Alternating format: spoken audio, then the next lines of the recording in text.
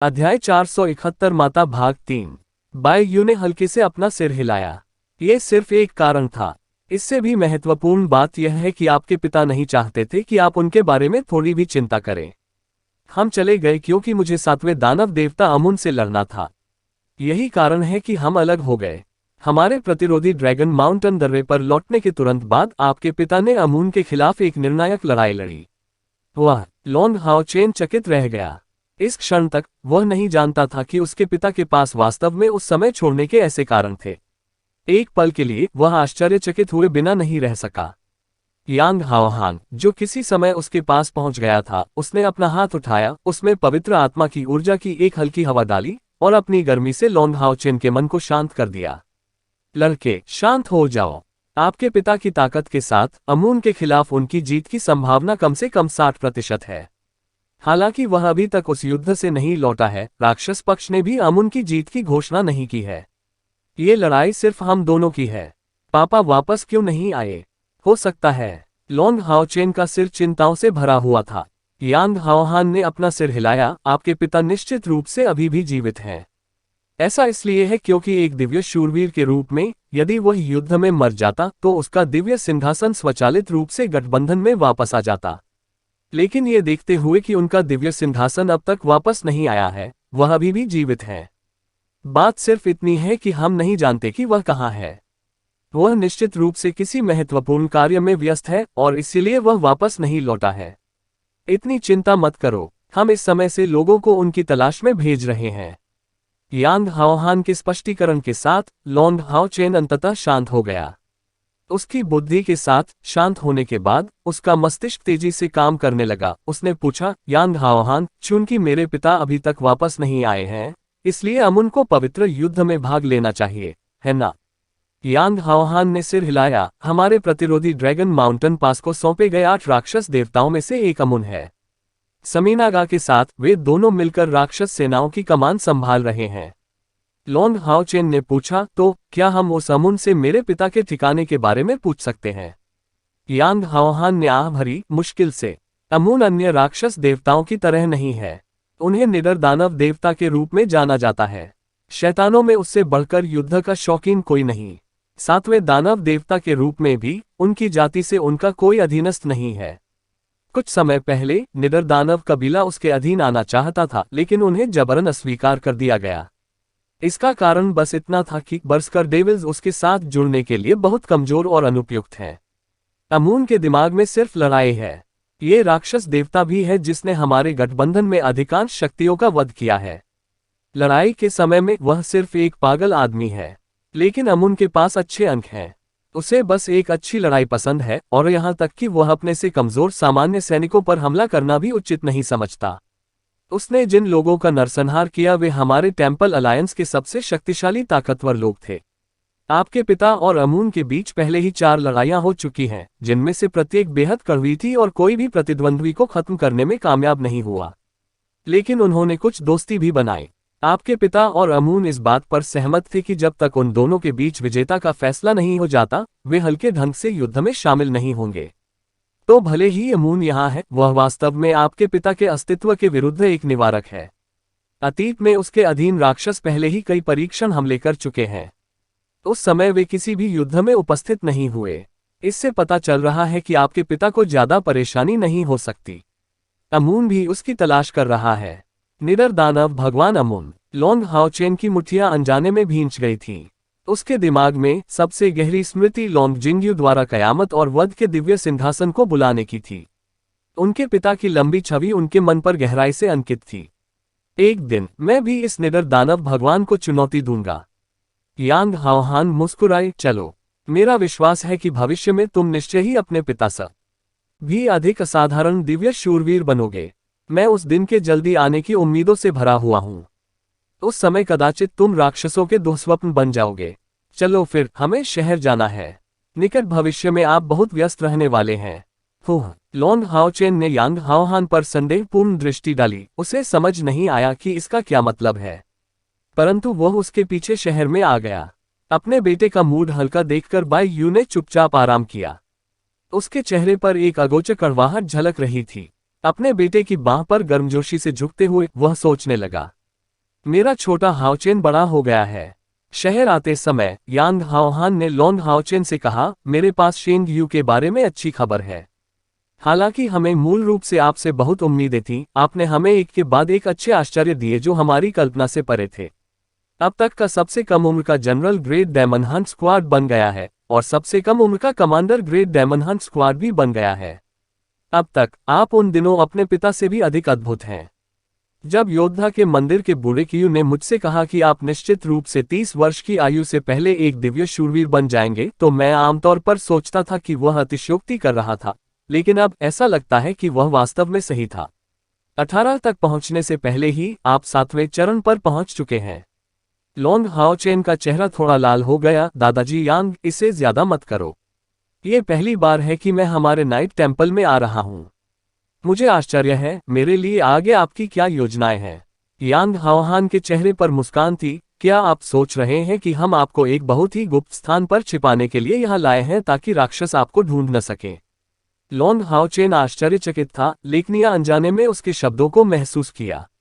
वास्तव में उनके विचार इसी ओर इशारा करते थे। यांग हाओहान ने अपना सिर हिलाया, नहीं, आप गलत हैं। यदि हम ऐसा करते हैं तो हम केवल आपकी प्रतिभा को दबा रहे होंगे और आपके दिल में हमेशा एक छाया बनी रहेगी। गठबंधन के बाकी सदस्यों को हमारी रिपोर्ट एक बात है, लेकिन हमारी योजना दूसरी है।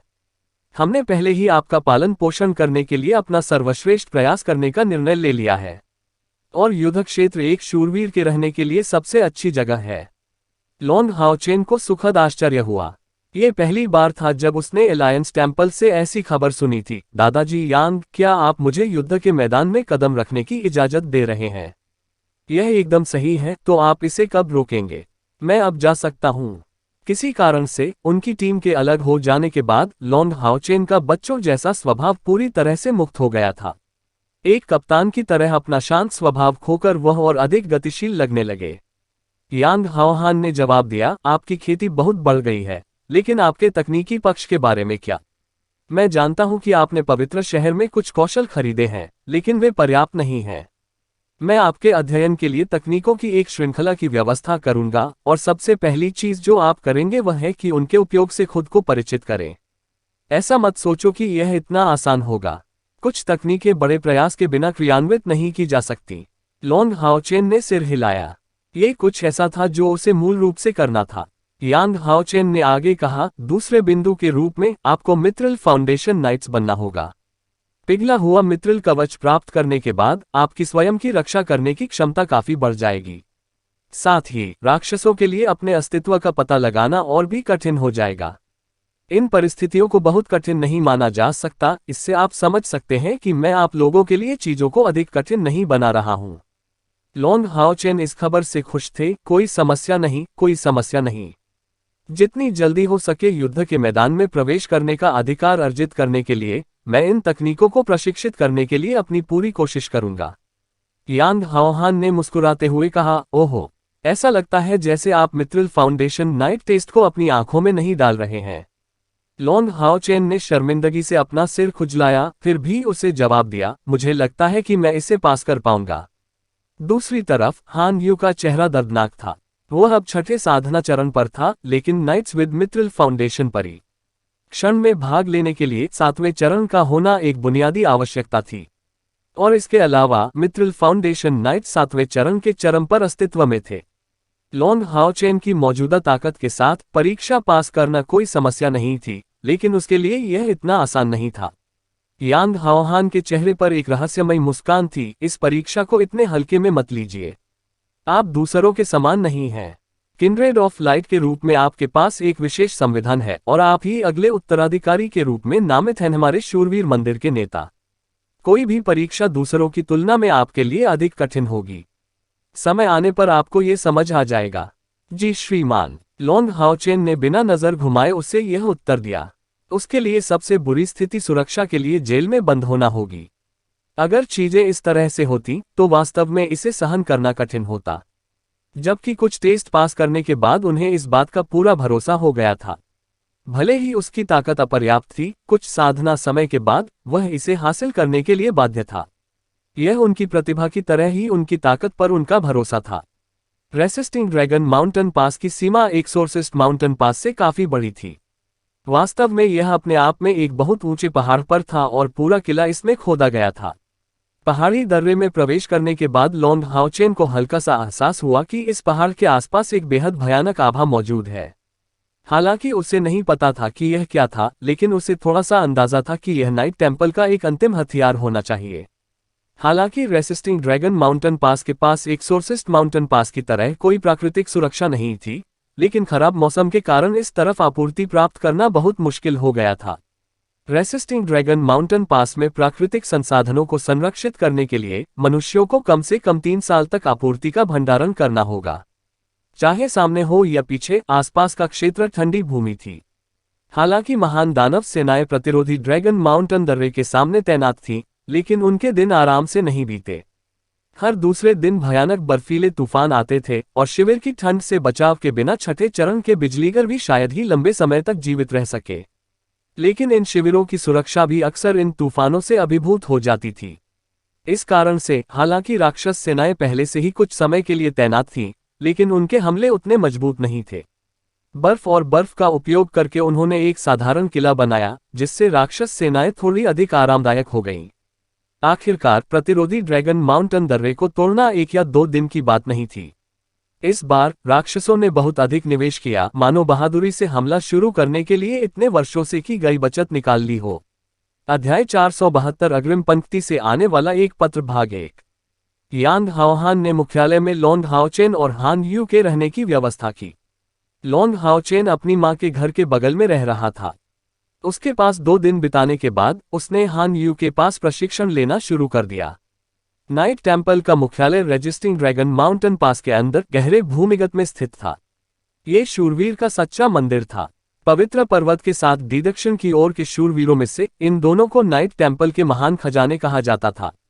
ये बताया गया है कि दिव्य सिंहासन इन खजानों के नीचे दबे हुए थे। बात सिर्फ इतनी है कि लॉन्ग हाओचेन और हान यू अब दिव्य सिंहासन के बारे में अधिक ज्ञान प्राप्त करने के योग्य नहीं थे।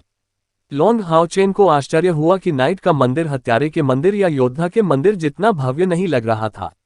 ऐसा इसलिए था क्योंकि पहाड़ के अंदर वह केवल चट्टान से बने एक कमरे को ही देख सका था और उसे ये भी पता नहीं चल पाया था कि नाइट टेम्पल की असली नींव कहाँ स्थित है। यांग हाओहान ने उन्हें कोई स्पष्टीकरण नहीं दिया, जाने से पहले केवल उनके लिए एक गुफा की व्यवस्था की और उन्होंने उनसे कहा कि अपने साधना स्तर पर उन्हें इस गुफा से बाहर निकलने के लिए 7वें चरण की सभी क्षमताओं को प्रदर्शित करने में सक्षम होने की आवश्यकता होगी। गुफा में प्रवेश करते हुए लॉन्ग हाओचेन को तुरंत वैसा ही एहसास हुआ जैसा कि वह holy city alliance grand treasury में था। आध्यात्मिक ऊर्जा के इर्द गिर्द उतार चढ़ाव बहुत थे। उसकी सुनहरी चमक उसे एक भ्रामक अनुभूति दे रही थी। मूल रूप से वह हान यू के साथ उसी गुफा में घूम रहा था, लेकिन दोबारा जांच करने पर उसे एक बड़े आश्चर्य का सामना करना पड़ा कि हान यू गायब हो गया। शुद्ध प्रकाश तात्विक आध्यात्मिक ऊर्जा से घिरा हुआ, यह उसे एक प्रकार की सुखद अनुभूति देता था। प्रचुर प्रकाश सार ने लॉन्ग हाओचेन की प्रत्येक सांस के साथ उसकी 3 महान आध्यात्मिक गुहाओं को भर दिया। अपने कदमों को तेज किए बिना लॉन्ग हाओचेन उठ बैठा। उसकी आध्यात्मिक ऊर्जा प्रचुर मात्रा में बढ़ रही थी। हालांकि फोकस की कमी के कारण वह अपने चरम से आगे थे। जिस दिन से वे एंड्रोमेलियस प्रांत से लौटे थे, उन्हें शांति का एक भी क्षण नहीं मिला था। एक्सोर्सिस्ट माउंटेन पर लौटने पर विभिन्न भावनात्मक उथल पुथल मची, जिससे वह बहुत उत्साहित हो गया। यहाँ तक कि सूर्य चंद्रमा दिव्य घोंघे द्वारा लाई गई शांति भी अप्रभावी साबित हुई। हालांकि सूर्य चंद्रमा दिव्य घोंघे ने उन्हें ये समझ दी कि शांति और ध्यान की इस स्थिति को कैसे प्राप्त किया जाए। इसलिए लॉन्ग हाओचेन को पता था कि बैठने के बाद क्या करना है। उसे अपने सभी ध्यान भटकाने वाले विचारों को तब तक बाहर निकालने की जरूरत थी जब तक कि उनमें से थोड़ा सा भी शेष न रह जाए। केवल इसी तरह से वह पूर्ण साधना की स्थिति तक पहुंचने में सक्षम होगा, जिससे कम से कम समय में सबसे बड़ी प्रगति हो सके। अपनी आंखें बंद करके बैठे हुए लॉन्ग हाओचेन ने ध्यान की अवस्था में प्रवेश किया। हवा में रोशनी की हल्की खुशबू के साथ तालमेल बिठाते हुए उसका चेहरा काफी कोमल लग रहा था। सुनहरी रोशनी की झिलमिलाहट में येटिंग लॉन्ग हाओचेन के पीछे बिना किसी आवाज के दिखाई दी। वह क्रॉस लेग बैठ गया और लॉन्ग हाओचेन की तरह अपनी आंखें बंद कर ली। उसके हाथों में छड़ी ऊंची थी और सुनहरी रोशनी के कण स्वाभाविक रूप से उसकी दिशा में एकत्रित हो गए। हर चीज को संघनित करना और छानना। येटिंग जो कर रही थी वह सरल लग रहा था, लेकिन इससे लॉन्ग हाओचेन को भारी मदद मिली। करने वाले प्रकाश के अत्यंत शुद्ध सार से निपटने से लॉन्ग हाओचेन के लिए इसे अवशोषित करना बहुत आसान हो जाता है। यांग हाओहान चुपचाप एक कमरे में खड़ा था और उसकी पीठ पर दो अन्य लोग थे। उसके बाईं ओर एक लंबा गोल आदमी था जो काफी संतुष्ट लग रहा था। उसकी दूसरी तरफ एक आदमी था जिसने पूरी तरह भूरे कपड़े पहने हुए थे, यहां तक कि अपना चेहरा भी छिपा रखा था। यांग हाओहान के सामने एक क्रिस्टल बॉल थी जिसका व्यास 1 मीटर से अधिक था। हल्की सुनहरी रोशनी फैलाते हुए उस क्रिस्टल बॉल में लॉन्ग हाओचेन मंदिर के खजाने की गुफा के अंदर पालथी मारकर बैठा हुआ दिखाई दिया। यांग हाओहान मुस्कुराए। इल्यूसरी गुफा में प्रवेश करने के बाद इतना शांत रहने में सक्षम होने के लिए ये लड़का वास्तव में बड़ा हो गया है, और वह अभी 18 का भी नहीं हुआ है। ऐसा स्थिर रवैया दिखाने के लिए ऐसा लगता है कि जिंग्यू सही था। इतने वर्षों के अनुभव के माध्यम से इस लड़के ने वास्तव में अपने लिए कुछ किया। यांग हाओहान के पीछे वाले उस गोल बूढ़े आदमी ने सूंघते हुए कहा, ठीक है क्या? मैंने बहुत समय पहले कहा था, मैं हाओचेन को अपने पंखों के नीचे लेना चाहता हूं, लेकिन उसने इनकार कर दिया। हम्फ। इतना कहकर उसने एक नजर भूरे कपड़े पहने उस आदमी पर डाली जिसका चेहरा छिपा हुआ था। यांग हाओहान मुस्कुराए, भाई लॉन्ग, इतने मतलबी मत बनो। जिंग्यू के बिना क्या उसका इतना अच्छा पोता होता? और तुमने उसे अपना परिचय भी नहीं दिया। अपने इस पोते की रक्षा करने का गौरवशाली मिशन आपका है। हालांकि वह आपका पोता है, वह हमारे नाइट टेंपल के भविष्य की आशा भी है। यदि वह किसी भी तरह से घायल हो जाता है तो मैं उसकी सुरक्षा का कार्य रद्द कर दूंगा और इसे व्यक्तिगत रूप से लूंगा। यदि लॉन्ग हाओचेन ने ये शब्द सुने तो वह निश्चित रूप से बहुत आश्चर्यचकित हो जाएगा। सख्त शक्ल वाला वह बूढ़ा आदमी उसका जैविक दादा था। अगर आप आमने सामने देखें तो आपको उनकी शक्ल सूरत में ज्यादा समानता नहीं मिलेगी। मुझे इन सब से छुट्टी दो। हो सकता है कि आप मुझसे थोड़े अधिक मजबूत हों, लेकिन बहुत ज्यादा नहीं। यदि दानव देव सम्राट भी आ जाए तो भी मैं उसे अपने पोते को जरा भी चोट नहीं पहुंचाने दूंगा। ऐसा लग रहा था कि गोल बूढ़े आदमी ने अचानक एक दबंग आभा प्राप्त कर ली है। कुछ शुद्ध सुनहरे उतार चढ़ाव ने बिना किसी आवाज के उसके शरीर को सचमुच घेर लिया।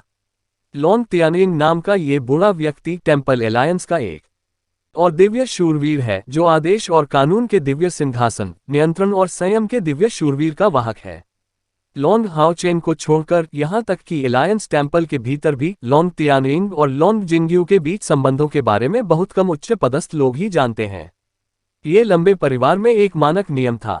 इससे कोई फर्क नहीं पड़ता कि बुजुर्ग कितने मजबूत हैं, युवा पीढ़ी को अपनी प्रतिष्ठा से शक्ति नहीं लेनी चाहिए, केवल अपनी क्षमताओं पर भरोसा करना चाहिए।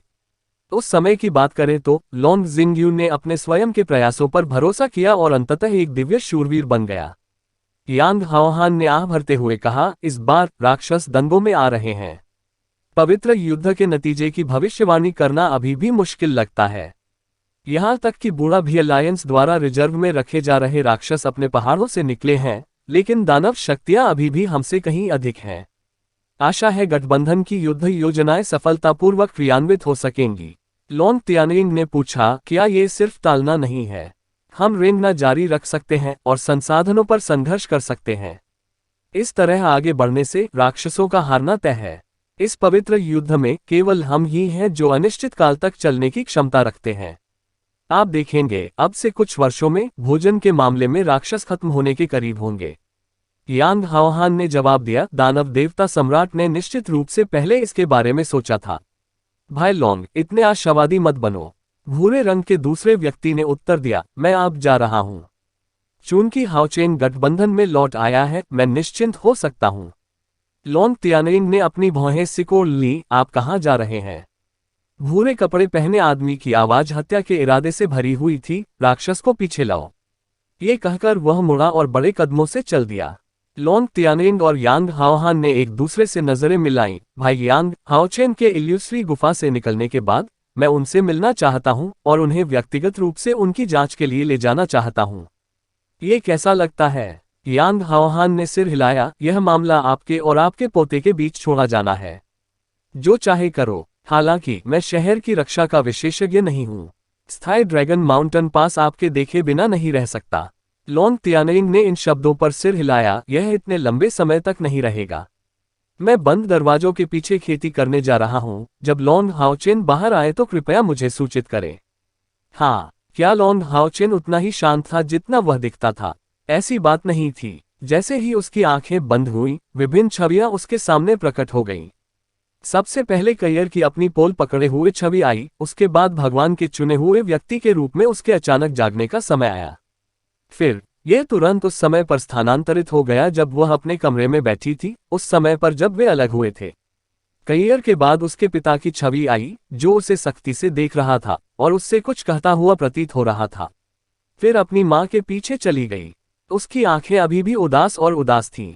छोटी उम्र से ही वह लंबे समय तक अपने माता पिता दोनों से अलग रहे। 10 साल से अधिक समय तक साथ न रहने के कारण आखिरकार उन्हें कठिनाई का सामना करना पड़ा। उनके पिता एक कठिन लड़ाई के कारण गायब हो गए और इन पिछले कुछ वर्षों में उनकी मां को ऐसी पीड़ा झेलनी पड़ी जिसकी कोई कल्पना भी नहीं कर सकता था। लॉन्ग हाओचेन के दिमाग में उसके साथियों की शक्ल भी सामने आई।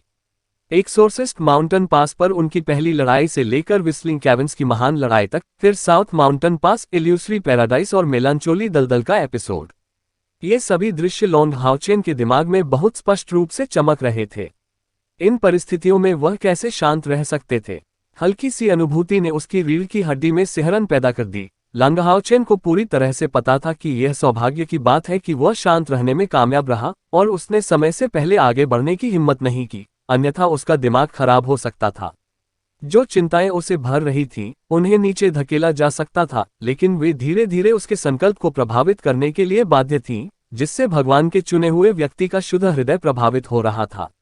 सन मून डिवाइन स्नेल के साथ उनका आदान प्रदान बहुत अधिक नहीं था, लेकिन उनका सबसे महत्वपूर्ण बिंदु ये था कि प्रकाश देवता की पसंद दूसरों के समान नहीं थी। आपकी सबसे बड़ी संपत्ति आपकी आत्मा की पूर्णता और आपके उपहार हैं। ये कुछ ऐसा है जिसकी तुलना ईश्वर की मृत्यु के देवता के रूप में कैयर से नहीं की जा सकती। लेकिन यही परफेक्शन उनकी सबसे बड़ी समस्या भी थी। अत्यधिक परिपूर्ण होने से खामियां आसानी से सामने आ जाती हैं। एक परीक्षण के रूप में, जिस क्षण पिछले सूर्य चंद्रमा दिव्य घोंघे प्रकट हुए, क्या भगवान के चुने हुए सभी लोग बुराई में नहीं डूब गए? न केवल मुख्य भूमि को बचाने से विमुख हुए, बल्कि वे पापी भी बन गए। यह विशाल दिव्य ड्रैगन या अनंत काल के टॉवर के मास्टर स्लीपिंग कैलामिटी एलेक्स के लिए विशेष मामला था। इसलिए प्रकाश के देवता के चुने हुए लोगों के लिए आत्म जागरूकता एक बहुत ही महत्वपूर्ण बिंदु है। जिस क्षण सूर्य चंद्रमा दिव्य घोंघा इस दुनिया से चला गया, उसने लॉन्ग हाओचेन को केवल एक खोल छोड़ दिया, लेकिन जाने से पहले उसकी अंतिम शक्ति ने लॉन्ग हाओचेन को उसके दिल को साफ करने में मदद की। ये कुछ ऐसा नहीं था जो उसने किया था, बल्कि कुछ ऐसा था जिसे उसने आगे बढ़ाया और लॉन्ग हाओचेन को निर्देश दिया कि इसे कैसे करना है। ठीक है, आत्म जागरूक। हमेशा आत्म जागरूक रहने, स्पष्ट मन और हृदय रखने से प्रकाश के परिजन हमेशा स्वयं बने रहेंगे। धन्यवाद। सूर्य और चंद्रमा का दिव्य घोंघा। लॉन्ग हाओचेन ने ईमानदारी से बुदबुदाया। अध्याय 473 अग्रिम पंक्ति से आने वाला एक पत्र भाग 2। अपनी भावनाओं का खंडन करने की कोशिश न करते हुए उसने उन्हें पूरी तरह से फूटने दिया। लॉन्ग हाओचेन को पता था कि उसके अस्तित्व को महसूस करने मात्र से उसके दिल में पीड़ा और प्रकाश का निरंतर अवशोषण दोनों कम हो जाएगा। न जाने कितने समय के बाद आखिरकार वह ध्यान की अवस्था में आ गया। लॉन्ग हाओचेन की पीठ के पीछे बैठकर येटिंग ने लॉन्ग हाओचेन में परिवर्तनों को अधिक प्रभावी ढंग से महसूस किया। एक प्रकाश परी के रूप में प्रकाश के प्रति उसकी आत्मीयता इस दुनिया में बाकी लोगों से अतुलनीय थी, जिसके कारण उसके शरीर को प्रकाश की अभिव्यक्ति के रूप में वर्णित किया जा सकता था। जिस समय लॉन्ग हाओचेन ने खेती करना शुरू किया था, येटिंग की इंद्रियों में उसका गुरु केवल चुपचाप प्रकाश सार को अवशोषित कर रहा था। लेकिन जैसे ही वह शांत हुआ और वास्तव में ध्यान की स्थिति में प्रवेश किया, लॉन्ग हाओचेन का शरीर येटिंग की आंखों में पारदर्शी लग रहा था। लगातार सांसें लेते हुए ऐसा लग रहा था जैसे वह चमकदार शारीरिक स्थिति में प्रवेश कर गया हो, और येटिंग के प्रकाश सार ने उसे अवशोषित करने में मदद की, जो उसके लिए अपर्याप्त होने लगा। वास्तव में ये सांता एस्टुफ के साथ इसके विलय के बाद था आध्यात्मिक के लिए कि येटिंग ने आध्यात्मिक ऊर्जा को संसाधित करने की क्षमता प्राप्त की। उसके माध्यम से प्रकाश का सार न केवल अत्यंत शुद्ध हो गया, बल्कि अत्यधिक केंद्रित भी हो गया। तथ्य यह है कि लॉन्ग हाओचेन इतनी भयानक गति बनाए रखने में कामयाब रहा, जिससे उसकी आंतरिक आध्यात्मिक ऊर्जा उसकी हर सांस के साथ मजबूत होती गई। यह एक दयालु व्यक्ति के चमकते दिल के लाभों में से एक था। अपने हृदय में किसी भी तरह की अशुद्धियां न होने के कारण लॉन्ग हाओचेन को प्रकाश की देवी से सबसे बड़ा आशीर्वाद प्राप्त हुआ। प्रकाश का सार स्वाभाविक रूप से उसमें प्रवेश करने के साथ उसकी साधना गति तेज कैसे नहीं हो सकती। इस गर्म प्रकाश सार में लॉन्ग हाओ चेन ने धीरे धीरे खुद को भीग लिया, बहुत गहराई से स्नान किया।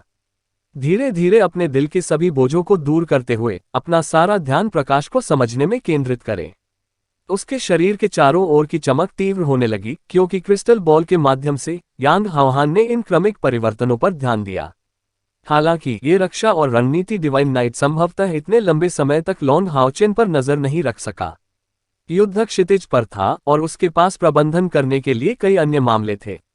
पिछली पीढ़ियों के रिकॉर्ड में इस महीने को शेंगमोर डालू महाद्वीप के चंद्रमा स्नान के रूप में जाना जाता था। राक्षसों और मनुष्यों ने कई हजार वर्षों से द्वेष जमा कर रखा था और यह एक ही बार में बाहर आ गया। युद्ध के मैदान के रूप में 6 महान किलों के साथ राक्षसों ने हमला किया, जबकि टेम्पल एलायंस ने बचाव किया। ये बताया गया कि इनमें से प्रत्येक प्रमुख युद्ध क्षेत्र में जब कोई ऊपर से नीचे देखता है तो वह खून को हवा में वाष्पित होते हुए देख सकता है। यह एक ऐसा युद्ध था जिसने प्रतिभागियों के शरीर को कुचल डाला, चाहे हमले में हो या बचाव में। दानव पक्ष की हानि मनुष्यों की तुलना में अधिक थी, लेकिन राक्षसों की सेना भी मनुष्यों की तुलना में बहुत अधिक संख्या में थी। युद्ध की शुरुआत में मनुष्यों के रक्षात्मक उपकरण बड़े पैमाने पर उपयोगी साबित हुए, जिससे राक्षस पक्ष को भारी नुकसान हुआ। लेकिन जैसे जैसे लड़ाई आगे बढ़ी, ये उपकरण बर्बाद होने लगे। अब सभी मनुष्य केवल भूभाग लाभ पर ही भरोसा कर सकते थे। ये दो जातियों के बीच टकराव था, जिसमें युद्ध लामबंदी की कोई आवश्यकता नहीं थी। टेम्पल एलायंस के सभी योद्धाओं ने मानव क्षेत्र के अंतिम कुछ स्थानों की रक्षा के लिए अपने मांस और रक्त का उपयोग किया। पीछे मैदान था जहां सबके परिवार रहते थे। शूरवीर का मंदिर, योद्धा का मंदिर, हत्यारे का मंदिर, जादूगर का मंदिर, पुजारी का मंदिर और आत्मा का मंदिर। इस पवित्र युद्ध में किसी भी मंदिर के शक्तिशाली लोगों के दिमाग में केवल एक ही बात थी, अपने सभी के साथ लड़ना। हालांकि दानव का आक्रमण भयंकर था, मानवीय इच्छा बहुत दृढ़ थी। टेम्पल अलायंस द्वारा कई हजार वर्षों में एकत्रित की गई ताकतें वास्तव में थिनथोपना राक्षसों के खिलाफ अधूरी लड़ाई का समर्थन करने के लिए बड़ी मात्रा में सामान और सेना को अधूरा इकट्ठा करना जारी रखा। इन दो समूहों के भाग्य से संबंधित इस पवित्र युद्ध के समय मेचा और इस युद्ध के मुख्य अपराधी लॉन्ग हाओचेन शांति से नाइट टेम्पल ट्रेजरी गुफा में बैठे थे, परिश्रमपूर्वक खेती कर रहे थे। पवित्र शहर ग्रेट अलायंस नीलामी घर फैंग लिंगर इस महीने की वित्तीय रिपोर्ट देख रहे थे। उन्होंने एलायंस ग्रैंड ऑक्शन हाउस के विभिन्न मामलों पर धीरे धीरे नियंत्रण करना शुरू कर दिया था। पवित्र युद्ध की शुरुआत के बाद एलायंस ग्रैंड ऑक्शन हाउस ने आपातकाल की स्थिति में प्रवेश किया। उनके सभी हथियार और उपकरण, संसाधन, सामग्री और जादुई क्रिस्टल नीलामी के लिए रखे गए थे। नीलामी घर ने कई सामान जमा किए थे, जिनकी आपूर्ति बिना किसी अपवाद के एलायंस द्वारा की गई थी। ग्रेट अलायंस ऑक्शन हाउस का यही मतलब था। उनके उत्तराधिकारी के रूप में फैंग लिंग र को ये स्पष्ट रूप से पता था कि ग्रैंड एलायंस नीलामी घर वास्तव में उनके परिवार का नहीं, बल्कि पूरे टेम्पल एलायंस का था। एक स्वतंत्र ताकत के रूप में दिखावा करने का कारण गठबंधन की असली ताकत को छिपाना था।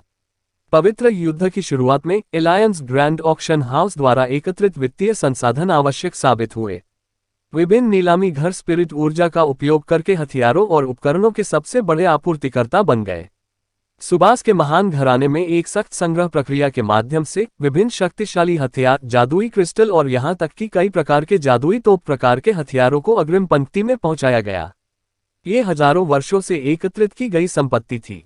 पूरी प्रक्रिया फैंग लिंग र के लिए भी पूरी तरह से स्पष्ट नहीं थी, क्योंकि ग्रैंड ऑक्शन हाउस की कई जमा राशि को शीर्ष रहस्य के रूप में वर्गीकृत किया गया था, जो केवल राक्षसों के खिलाफ महान युद्धों के समय जारी की गई थी।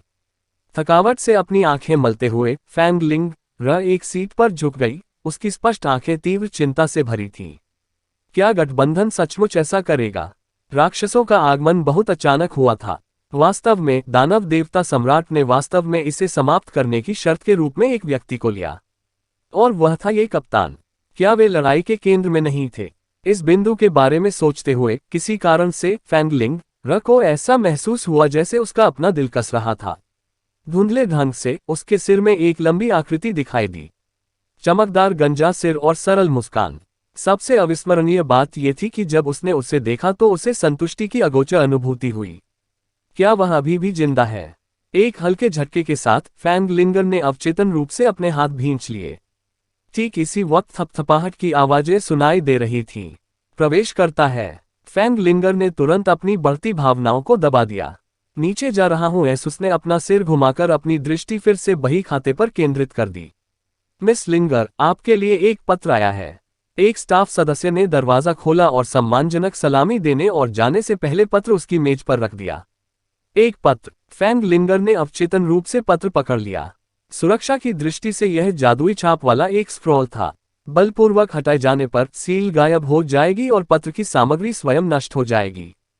केवल एक विशिष्ट जादू ही इसे खोल सकता था। इस स्क्रॉल के अलावा एक पत्र था जो प्रश्नगत जादू का संकेत देता था। फैंग लिंगर को इस प्रकार की मुहर के साथ पत्र प्राप्त करने का बहुत अनुभव था, लेकिन जैसे ही उसे मंत्र के उन शब्दों को इंगित करने वाले शब्द मिले, वह उत्साहित हो गई। मुझे मेरे नाम से बुलाओ, छोटे शुद्ध फूल। हाँ हाँ, हरामी, ये वही कमीना है। केवल वही मुझे ऐसा कहकर बुलाएगा। वह सिमा जियान का कमीना है। तो आप अभी भी जीवित हैं। जिस क्षण उसने ये आखिरी शब्द कहे, फैंग लिंगर अपने आंसुओं को गिरने से रोक नहीं सकी। युद्ध के इस दौर में जीवित रहना ही सबसे बड़ी खुशी लगती थी। खतरा। तेज आवाज के साथ स्क्रॉल पर जादुई छाप निष्क्रिय हो गई और स्क्रॉल बढ़ गया। उस व्यक्ति की लिखावट प्रशंसनीय नहीं थी, लेकिन संयोग से शब्द अभी भी सुपाठ्य थे। मिस लिंगर, आपको एक बार फिर शुद्ध छोटा फूल कहने के लिए मुझे खेद है। यदि आप ये पत्र देख सकते हैं तो इसका मतलब है कि आप अभी भी मेरा नाम याद रख सकते हैं। सिमा इसे लेकर बेहद सम्मानित महसूस कर रही हैं। मेरे पास आपको बताने के लिए एक अच्छी खबर और एक बुरी खबर है। अच्छी खबर यह है कि मैं अभी भी जीवित हूं और मैं पहले से ही साउथ माउंटेन पास में स्थित पुजारी मंदिर के मुख्यालय में हमारे गठबंधन में वापस आ गया हूं। बुरी खबर यह है कि मैं अभी भी अग्रिम पंक्ति में हूं और मेरे दानव हंट दस्ते को अस्थायी रूप से भंग कर दिया गया है। नए युग के अनुशासन पुजारी के रूप में मैं हमारे मंदिर की रक्षा करना सुनिश्चित करूंगा। मैं मूलतः ये सीलबंद पत्र लिखना नहीं चाहता था। उन्होंने अनुमान लगाया कि यदि आप सामग्री को देखेंगे भी तो इसे प्राप्त करने पर आप केवल तिरस्कार की आह भरेंगे। लेकिन जब से मैं राक्षसों के इलाके से लौटा हूं, जीवित होने की खुशी में मैं अवचेतन रूप से हर रात अपने सपनों में तुम्हारे बारे में सोचता हूं। इसलिए मैं आपको ये पत्र लिखे बिना नहीं रह सका। पहली नज़र में प्यार करना एक आशीर्वाद है, लेकिन एक बड़ा दर्द भी है। मैं वास्तव में आपको दोबारा देखना चाहता था, लेकिन मुझे नहीं पता कि इस जीवनकाल में हमें इसके लिए एक और मौका मिलेगा या नहीं। मेरे जैसे किसी व्यक्ति की कोई फालतू मांग नहीं होती। इससे कोई फर्क नहीं पड़ता कि तुम मुझे पसंद करते हो। कृपया इस पत्र को विदाई के रूप में लें। मुझे आशा है कि आप भविष्य में खुशियां प्राप्त कर सकेंगे। भगवान के आलिंगन में भी मैं तुम्हारे लिए प्रार्थना करता रहूंगा। कृपया शांत रहें। एक ऐसे व्यक्ति के रूप में जो आपको बहुत गहराई से पसंद करता है, मैं सिमा जियान काया नहीं हूं। मैं अंत तक युद्ध के मैदान में अपने खून की हर बूंद बहाऊंगा। हर बार जब मैं राक्षसों से लड़ता हूं, मैं सोचूंगा कि मेरे द्वारा मारे गए प्रत्येक राक्षस के लिए आप थोड़ा सुरक्षित रहेंगे। मेरा सिर और मेरी एनर्जी बॉल ऑफ लाइट एक ही स्टील से बने हैं। इस पत्र को मूर्खतापूर्ण ढंग से देखते हुए फैंग लिंगर बहुत देर तक निश्चल खड़ा रहा। उसके चेहरे से धीरे धीरे आंसू गिरने लगे और उसके दिल में दबी एक विशेष भावना फिर से उभरने लगी। सख्ती से उसने एक स्क्रॉल पकड़ लिया और जब उसने एक कलम उठाया तो उसे आश्चर्य हुआ कि उसका हाथ वास्तव में थोड़ा कांप रहा था। कठिनाई से अपनी भावनाओं को स्थिर करने के बाद उसने जल्दी से पुस्तक पर लिखा। कमीने, तुम अच्छी तरह से जानते हो कि मैं एक शुद्ध छोटा फूल कहलाने को तैयार नहीं हूं, तो फिर तुम ऐसा क्यों करते रहते हो? मुझे तुमसे नफरत है और मुझे तुम्हारे गंजे चेहरे से भी नफरत है। लेकिन अगर तुम अग्रिम मोर्चे पर मरोगे तो मैं हमेशा तुमसे नफरत करूंगा। तुम्हें मेरे पास जीवित वापस आना होगा, चाहे कितना भी समय लगे। इसके अलावा मुझे पत्र भी भेजें। यदि आपका अगला पत्र अगले 3 महीनों के भीतर नहीं आता है तो ये लड़की तुरंत शादी कर लेगी, आपको शांति से मरने भी नहीं देगी। पलक झपकते ही 3 महीने बीत गए। किसी को इसकी उम्मीद नहीं थी, लेकिन सबसे पहले बाहर आने वाला स्पष्ट रूप से मजबूत लॉन्ग हाओचेन नहीं था, बल्कि हान यू था। 3 महीने के समय में हान यू ने उसे दिए गए छठे चरण के सभी कौशल सीख लिए, जिनमें कई गुप्त तकनीकें भी शामिल थीं। इल्यूश्री गुफा वह स्थान है जहां नाइट टेम्पल की सच्ची तकनीकें मौजूद थीं। अंदर न केवल पारंपरिक तकनीकें हैं, बल्कि दिव्य शूरवीरों की लगातार पीढ़ियों द्वारा छोड़ी गई गुप्त तकनीकें भी हैं। जिन लोगों ने प्रवेश का अधिकार जीता, उन्होंने गठबंधन में वीरतापूर्ण योगदान दिया और वे नई पीढ़ी का हिस्सा बनेंगे जो गठबंधन का नेतृत्व करेगी। अध्याय 474 अग्रिम पंक्तियों से आने वाला एक पत्र भाग 3। लांग हाओचेन और हान यू के पास योग्यता थी। लांग हाओचेन के भगवान द्वारा चुने जाने के अलावा उन्होंने एक दानव देवता स्तंभ को नष्ट करने की अभूतपूर्व उपलब्धि हासिल की। इस उपलब्धि ने ही उन्हें योग्यता दिलाई। जाने के बाद हॉन यू को सूचित किया गया कि लॉन्ग हाओचेन सभी उम्मीदों के विपरीत अभी भी अंदर था। ये जानकर उन्होंने बिना किसी हिचकिचाहट के बंद दरवाजों के पीछे खेती करना चुना। यांग हाओहान द्वारा दी गई शर्तों में से एक मित्रिल फाउंडेशन नाइट बनना था। हालांकि उन्होंने छठे चरण के सभी कौशल पहले ही सीख लिए थे, फिर भी उनकी आध्यात्मिक ऊर्जा 10,000 इकाइयों से अधिक थी। यांग हाओहान न जाने कितनी बार लॉन्ग हाओचेन को देखने आए, लेकिन उनकी अभिव्यक्ति शुरुआत की तरह शांत नहीं थी। इसके बजाय उन्होंने कुछ चिंता दिखाना शुरू कर दिया। पवित्र युद्ध पहले से ही 3 महीने से चल रहा था। प्रतिरोधी ड्रैगन माउंटेन भारी दबाव में था और दिव्य शूरवीरों के रूप में लॉन्ग त्यानिंग और वह स्वयं बहुत पहले ही लड़ाई में शामिल हो गए थे। अभी 2 दिन पहले वह मृत्यु के देवता समीनागा के विरुद्ध एक बड़ी लड़ाई में था। खेती के मामले में यांग हाओहान काफी हीन था, लेकिन रक्षा और दया के दिव्य सिंहासन की महान शक्ति के राक्षसों द्वारा इसने मृत्यु के दानव देवता की प्रगति को रोक दिया। टेम्पल अलायंस के पवित्र शूरवीर और टेम्पलस शूरवीर प्रतिरोधी ड्रैगन माउंटेन पास में दुश्मनों का विरोध करते हुए हर दिन खून से नहाते थे। 1 किलोमीटर से अधिक की परिधि में जमीन पर बर्फ और हिमपात लाल रंग में रंगा हुआ था और दोनों तरफ से हताहतों की संख्या अनगिनत थी। हालांकि रेसिस्टिंग ड्रैगन माउंटेन पास में प्राकृतिक संसाधन आरक्षित थे, लेकिन यह अन्य किलों के लिए समान नहीं था। नाकाबंदी की स्थिति में गठबंधन से आपूर्ति प्राप्त करना बहुत मुश्किल होगा और यहां तक कि समाचार प्रसारित करना भी मुश्किल होगा। इस तरह की खपत के साथ यांग हाओहान को नहीं पता था कि यह पहाड़ी दर्रा कितने समय तक चलेगा। बाहर के राक्षसों को पहले ही 3 बार सुदृढ़ीकरण मिल चुका था और दुष्ट वातावरण से राक्षसों को होने वाली क्षति बहुत अधिक थी। इस वजह से उनकी लड़ने की ताकत पूरी ताकत से प्रदर्शित होने से परे थी। प्रतिरोधी ड्रैगन माउंटेन दर्रे की रक्षा करने वाले कई 100 बर्फ के जादूगर भी निर्णायक उपयोग साबित हुए। उन सभी ने ड्रैगन माउंटेन दर्रे द्वारा बनाए गए प्राकृतिक किले से समर्थन प्राप्त किया और लगातार अपनी रक्षा को मजबूत करते हुए दुश्मनों पर हमला किया। हाओचेन, आप थोड़ी सी भी हलचल क्यों नहीं दिखा रहे हैं? अपने सामने विशाल क्रिस्टल बॉल को देखकर यांग हाओहान दृढ़ता से बुदबुदाया। सचमुच, जब से उसने मायावी गुफा में प्रवेश किया, लॉन्ग हाओचेन उसी स्थान पर बैठकर खेती कर रहा था। शुरुआत में यांग हाओहान ने शांति से खेती करने में सक्षम होने के लिए उनकी प्रशंसा की, लेकिन अब 3 महीने बीत चुके थे और लॉन्ग हाओचेन अभी भी उसी साधना अवस्था में पूरे समय क्रॉस लेग बैठे हुए थे। उसके शरीर से हल्की सुनहरी लहरें निकली और उसके पूरे शरीर में चमकते शरीर का उपयोग करने की पारदर्शी अनुभूति हुई। उसकी प्रत्येक सांस के साथ उसके शरीर पर एक सुनहरी चमक फैलती थी जो स्पष्ट रूप से टिमटिमाती थी। वह निश्चित रूप से परेशानी में नहीं पड़ रहा था, लेकिन क्या ये ध्यान की अवस्था बहुत लंबी नहीं थी? यांग हाओहान, जिसका साधना अनुभव भरपूर था, समझ गया कि लॉन्ग हाओचेन अब गहरे ध्यान की स्थिति में था। लेकिन उन्होंने इतने लंबे समय तक चलने वाले एक भी गहन ध्यान सत्र के बारे में नहीं सुना था। गहन ध्यान आमतौर पर 8वें चरण की शक्तियों या उससे अधिक के लिए होता है। ऐसा इसलिए है क्योंकि इस स्तर पर पहुंचने के बाद व्यक्ति की आध्यात्मिक ऊर्जा वास्तव में तीव्र गति से बढ़ेगी। लेकिन किसी की आध्यात्मिक ऊर्जा में अत्यधिक वृद्धि के परिणामस्वरूप अस्थिर नींव पैदा होगी। कभी कभी बेहतर तत्व अवशोषण और बेहतर सामंजस्य के लिए गहन ध्यान की स्थिति में खेती करने की आवश्यकता होती है। लॉन्ग हाओचेन के लिए, जो ईश्वर द्वारा चुना गया है, यांग हाओहान को यह असाधारण नहीं लगा कि वह गहन ध्यान करने में सक्षम होगा साधना के 7वें चरण में। लेकिन आमतौर पर गहन ध्यान आमतौर पर लगभग 1 महीने के बाद समाप्त हो जाता है। किसी सत्र का इससे अधिक समय तक चलना बहुत दुर्लभ था। बेशक जैसे जैसे ध्यान का समय बढ़ता जाएगा, इसके परिणाम स्वाभाविक रूप से बेहतर होते जाएंगे। इसका मतलब कुछ परेशान करने वाले विचार और अकेलेपन को सहन करने में सक्षम होना भी होगा। आखिरकार प्रतिदिन प्रकाश के सार में स्नान करना एक बहुत ही अकेली और थकाऊ प्रक्रिया थी। यांग हाओहान को बिल्कुल भी उम्मीद नहीं थी कि लॉन्ग हाओचेन के गहन ध्यान के इस सत्र के लिए 3 महीने महज शुरुआत भर होंगे। समय बीतता गया, दिन पर दिन। मनुष्य और राक्षस, उसके पास अपने कर्मचारियों की एक सीमा थी। पहले कुछ महीनों के उन्मादी हमलों के बाद राक्षसों के हमले धीरे धीरे कम हो गए। दानव देवता सम्राट ने एलायंस को 2 राजनयिक नोट पारित किए जिसमें लॉन्ग हाओचेन की मांग की गई, लेकिन उन्हें साफ इनकार कर दिया गया। जबकि लॉन्ग हाओचेन द्वारा ऐसा लग रहा था मानो वह वाष्पित हो गया हो, शुरू से अंत तक दिखाई नहीं दे रहा हो।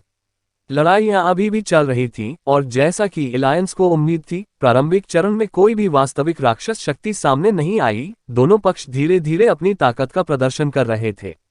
हालांकि एलायंस की नज़र में सबसे मजबूत बात यह थी कि दानव देवता सम्राट सबसे बड़े दानव शक्ति के रूप में अपनी स्थिति में भी अभी तक लड़ाई में शामिल नहीं हुआ था। और यह न केवल उसके लिए था, बल्कि चंद्रमा दानव भगवान और सितारा दानव भगवान के लिए भी था, जो अभी तक बाहर नहीं आए थे। और इसी तरह डेविल ड्रैगन्स, मून डेमन्स और स्टार डेमन्स को अभी भी नियोजित किया जाना था, सिर्फ इसलिए कि उन्हें अभी भी भाग लेना था। टेम्पल अलायंस ने लड़ाई तेज होने पर भी अपनी सतर्कता कम करने की हिम्मत नहीं की। 6 किलो के सभी रक्षक अत्यधिक दबाव में थे। वास्तव में किसी को पता होना चाहिए कि यदि दानव देवता सम्राट चंद्रमा और तारा दानव देवताओं को युद्ध के मैदान में ले आए, तो कोई भी शक्तिशाली संभवतः विरोध नहीं करेगा। निस्संदेह दानव देव सम्राट चंद्रमा दानव देवता और तारा दानव देवता अनिवार्य रूप से सबसे मजबूत दानव शिकार दस्तों के अंतिम स्टैंड का सामना करेंगे, और वह अपरिहार्य निर्णायक लड़ाई होगी। उसकी बुद्धिमत्ता का विश्लेषण करने के बाद उन्होंने निष्कर्ष निकाला कि ये दानव देवता सम्राट के दिल में विवाद के कुछ आखिरी डर के कारण होना चाहिए कि उसने अंतिम प्रदर्शन शुरू नहीं किया। आखिरकार यदि वे विजयी नहीं होते तो नुकसान बहुत बड़ा होता। हालांकि दानव पक्ष का पलड़ा भारी था, लेकिन उनके पास मानवीय पक्ष पर पूरी तरह हावी होने का कोई रास्ता नहीं था। सबसे अधिक संभावित परिणाम ये हुआ कि दोनों पक्षों ने एक दूसरे को चोट पहुंचाई, और दोनों पक्षों का आपसी विनाश किसी भी तरह से हो सकता है। यदि इस परिणाम की कीमत दानव देवता सम्राट के जीवन की होती, तो दानव निश्चित रूप से इसे सहन नहीं कर पाते। आखिरकार मानव रचनात्मकता और ज्ञान के साथ साथ टेम्पल एलायंस द्वारा इस दौरान जमा किए गए सभी संसाधनों के खिलाफ वे निश्चित रूप से ऊपर उठने के लिए बहुत तेज होंगे। इसके विपरीत दानव देवता सम्राट जैसा पूर्ण शक्ति केंद्र ऐसा कुछ नहीं हो सकता है जिसे वे 1 या 2 दिन में ठीक कर सकें। लंबी लड़ाई निश्चित रूप से राक्षस पक्ष के लिए लाभप्रद नहीं कही जा सकती, लेकिन राक्षसों की उग्रता टेम्पल अलायंस की अपेक्षाओं से कहीं अधिक थी। चूंकि राक्षस पक्ष के पास पर्याप्त खाद्य आपूर्ति नहीं थी, इसलिए युद्ध के मैदान में लाशें उनके पोषण का साधन बन गईं, चाहे वे मानव या राक्षस की लाशें हों। ये क्रूर तथ्य मनुष्य के लिए बहुत बड़ा आघात था। इससे पता चलता है कि दानव देवता सम्राट को लंबी लड़ाई से कोई आपत्ति नहीं थी। पवित्र युद्ध की शुरुआत के 1 साल बाद टेम्पल एलायंस की कुल आबादी में 10वें हिस्से की गिरावट आई, जबकि राक्षसों की संख्या में 20% की गिरावट आई। ये झटका दोनों जातियों के लिए काफी था, और यह कहा जा सकता है कि पवित्र युद्ध के कारण पूरा महाद्वीप पूरी तरह से उथल पुथल में था। दानव देवता सम्राट की सेना के बीच में एक दुकान में फेंग शियू अपने सिंहासन पर सीधा बैठा था। पूरी दुकान वास्तव में किसी भी राक्षसी सेना से रहित थी, बिल्कुल खाली थी। केवल एक व्यक्ति अंदर बैठा था, और वह चंद्रमा दानव भगवान अगारेस था। महामहिम, यदि ऐसा ही चलता रहा तो हमें नहीं पता कि हम कितने समय तक टिके रहेंगे। भोजन सचमुच बहुत दुर्लभ है और सड़ने लगा है। जब मौसम गर्म होगा तो स्थिति और भी गंभीर हो जाएगी, बिल्कुल पिछले साल की गर्मियों की तरह। अगारेस के चेहरे पर कुछ चिंता झलकने लगी। फेंग शियू ने शांति से पूछा, दूसरे भाई, तो फिर हमें क्या करना चाहिए? अगारेस ने अपने चेहरे पर एक ठंडी मुस्कान छोड़ी। एक निर्णायक लड़ाई इंसानों के खिलाफ। वे संभवतः हम तीनों के संयुक्त आक्रमण को नहीं रोक सकते। जब तक हम मानव किलों में से एक को कुचलते हैं, हमारी सेनाएं उन पर पूरी तरह से कब्जा करने में सक्षम होंगी। निस्संदेह अन्य लड़ाइयां भी इससे प्रभावित होंगी, और उस समय सभी मनुष्य मर जाएंगे और हम पूरे महाद्वीप पर नियंत्रण हासिल कर लेंगे। राक्षस देवता फेंग शियू ने अपना सिर हिलाया। अगर मैं मनुष्यों को पूरी तरह से मिटा देना चाहता, तो मैं अब तक इंतजार नहीं कर रहा होता। क्या पवित्र युद्ध की शुरुआत सही समय नहीं रही होगी? ओह! अगारेस ने दानव देवता सम्राट को भ्रमित दृष्टि से देखा। स्पष्ट रूप से अर्थ समझ में नहीं आया। फेंग शियू धीरे से खड़ा हो गया। उसके दोनों हाथ उसकी पीठ के पीछे थे। दुकान के दरवाजे की ओर देखते हुए उसकी नजर स्वर्ग को भेदती हुई लग रही थी, और उसकी नजर किसी दूसरी दुनिया पर टिकी हुई थी। सच तो यह है कि अगर हमने इंसानों को समय न दिया होता तो वे बहुत पहले ही विलुप्त हो गए होते। इस दुनिया में हमारे अवतरण के समय हमारे पास मनुष्यों को मिटाने की क्षमता नहीं हो सकती है, लेकिन समय बीतने के साथ दूसरे से शुरू होता है। दानव देवता सम्राट की पीढ़ी, महाद्वीप का भारी बहुमत हमारे द्वारा नियंत्रित था। हम पहले ही मनुष्यों के विरुद्ध एक पवित्र युद्ध छेड़ चुके थे, और उन्होंने अपनी सारी ताकत खो दी थी। लेकिन मेरे पूर्वज दूसरे दानव देवता सम्राट ने ऐसा करना नहीं चुना। और उसने अपने वंशजों को यह आदेश देते हुए एक गुप्त निर्देश छोड़ा कि कोई भी दानव देवता सम्राट पूरी मानवता को नष्ट करने के लिए दानव सेनाओं का नेतृत्व नहीं कर सकता। तुम जानते हो क्यों? निश्चित रूप से फेंग शियू ने जो कहा वह एक पूर्ण रहस्य था। ये सुनकर अगारेस आश्चर्यचकित रह गया। महामहिम, मैं हिम्मत नहीं करूंगा। अगारेस सम्मानपूर्वक झुकते हुए जल्दी से उठे। फेंग शियू उसके सामने चला गया, उसके सिर को अपने हाथ से सहारा देते हुए, मैं ये रहस्य आपके सामने प्रकट करने को तैयार हूं क्योंकि आप पर मेरा विश्वास पूर्ण है। हम मानवता को नष्ट नहीं कर सकते क्योंकि यदि हम उन्हें खो देते हैं तो राक्षसों का विनाश निश्चित है। इस दुनिया में आकर हमने दानव जाति को बनाने के लिए प्लेग पर भरोसा किया। शुरुआत में ये वास्तव में सिर्फ हम 72 भाई थे। हमारी जन्मजात प्रतिभा में एक बहुत बड़ा दोष है और वह हम स्वयं हैं। आप स्पष्ट रूप से जानते हैं कि हम कहां से हैं और हम इस दुनिया में कैसे आए। हालांकि हम अपनी ताकत खर्च कर सकते हैं, लेकिन इससे अधिक कुछ नहीं है जो हम बना सकें। यदि हम एक दिन मनुष्यों का सफाया कर देते हैं या शैतानों की वर्तमान मानसिकता को देखते हुए उन सभी को गुलामी में डाल देते हैं, तो थोड़े समय बाद महाद्वीप पर मनुष्यों का विलुप्त होना तय है। इसके बाद सभी जातियों को समान भाग्य भुगतना पड़ेगा। आखिर में हम शैतान ही बचेंगे। लेकिन हम अकेले कैसे जीवित रह सकते हैं? अध्याय 475 महान भविष्यवाणी तकनीक का रहस्योद्घाटन भाग 1। दानव देवता सम्राट फेंग शियू ने अचानक उदास और निराश नजर डाली। अगर केवल हम ही बचे रहे तो मुठभेड़ के लिए कोई दुश्मन नहीं बचेगा और हम केवल अपने आप को ही नष्ट कर पाएंगे। और अंत में हम 72 भाइयों के पास 72 स्तंभों के माध्यम से लौटने के अलावा कोई विकल्प नहीं होगा, जबकि ये दुनिया पूरी तरह से एक बंजर भूमि में बदल जाएगी, ठीक उसी दुनिया की तरह जिसमें हम रहते थे, पूरी तरह से नष्ट। अगारेस ने शांति से हाँ में सिर हिलाया। हम कुछ भी बनाने में असमर्थ थे। नई चीजें बनाने के लिए इस दुनिया की चीजों का उपयोग करना तो दूर की बात थी। अंधकार की हमारी विशेषता का सामना करते हुए कोई भी जीव शायद ही कोई संतोषजनक रूप ले पाएगा। आप सही कह रहे हैं। यदि वास्तव में मनुष्य हमारे हाथों नष्ट हो गए और हम पूरी तरह से शासन कर गए, तो हम विनाश की ओर ही चले गए। फेंग शियू ने उसे देखकर मुस्कुराया। यह अच्छा है कि आप समझ गए। इस कारण से टेम्पल अलायंस को वास्तव में हम शैतानों द्वारा कैद में खड़ा किया गया था, इसलिए वे बहुत मजबूत नहीं हुए। हम उन्हें नष्ट नहीं होने दे सकते, हमें उन्हें विकसित होने देना होगा। केवल इसी तरह से हमारी जीवन स्थितियों में सुधार होगा। युद्ध तो दिखावा मात्र है। चूंकि हम उन्हें कारावास में ऊपर उठा रहे हैं, या फिर हम उन्हें बहुत अधिक शक्तिशाली होने दे सकते हैं। इस बीच केवल उनसे उधार लेकर ही हम अपनी संख्या कम कर सकते हैं। संतुलन हासिल करना अधिक फायदेमंद होगा और यही उनके लिए ये युद्ध शुरू करने का एक कारण है। कई हजार वर्षों के विकास के बाद संचित मानव शक्तियां बहुत बड़ी हैं। हमें उन्हें इस हद तक कमजोर करना था, नहीं तो कुछ देर बाद उसका जवाबी हॉर्न अवश्य बजेगा। यह ऐसी चीज है जिसकी हम अनुमति नहीं दे सकते। उनके लिए इस पवित्र युद्ध को एक लंबी लड़ाई बनाना बहुत प्रभावी लगता है, लेकिन क्या हमारे लिए भी ऐसा ही नहीं है? निर्णायक लड़ाई की जरूरत होगी, लेकिन अभी समय नहीं आया है। अगारेस ने भौहें चढ़ा ली। लेकिन ऑस्टिन ग्रिफिन के बारे में क्या? इससे क्या किया जा सकता है? इंसानों को देखते हुए हम किसी सहमति पर नहीं पहुंच पाएंगे।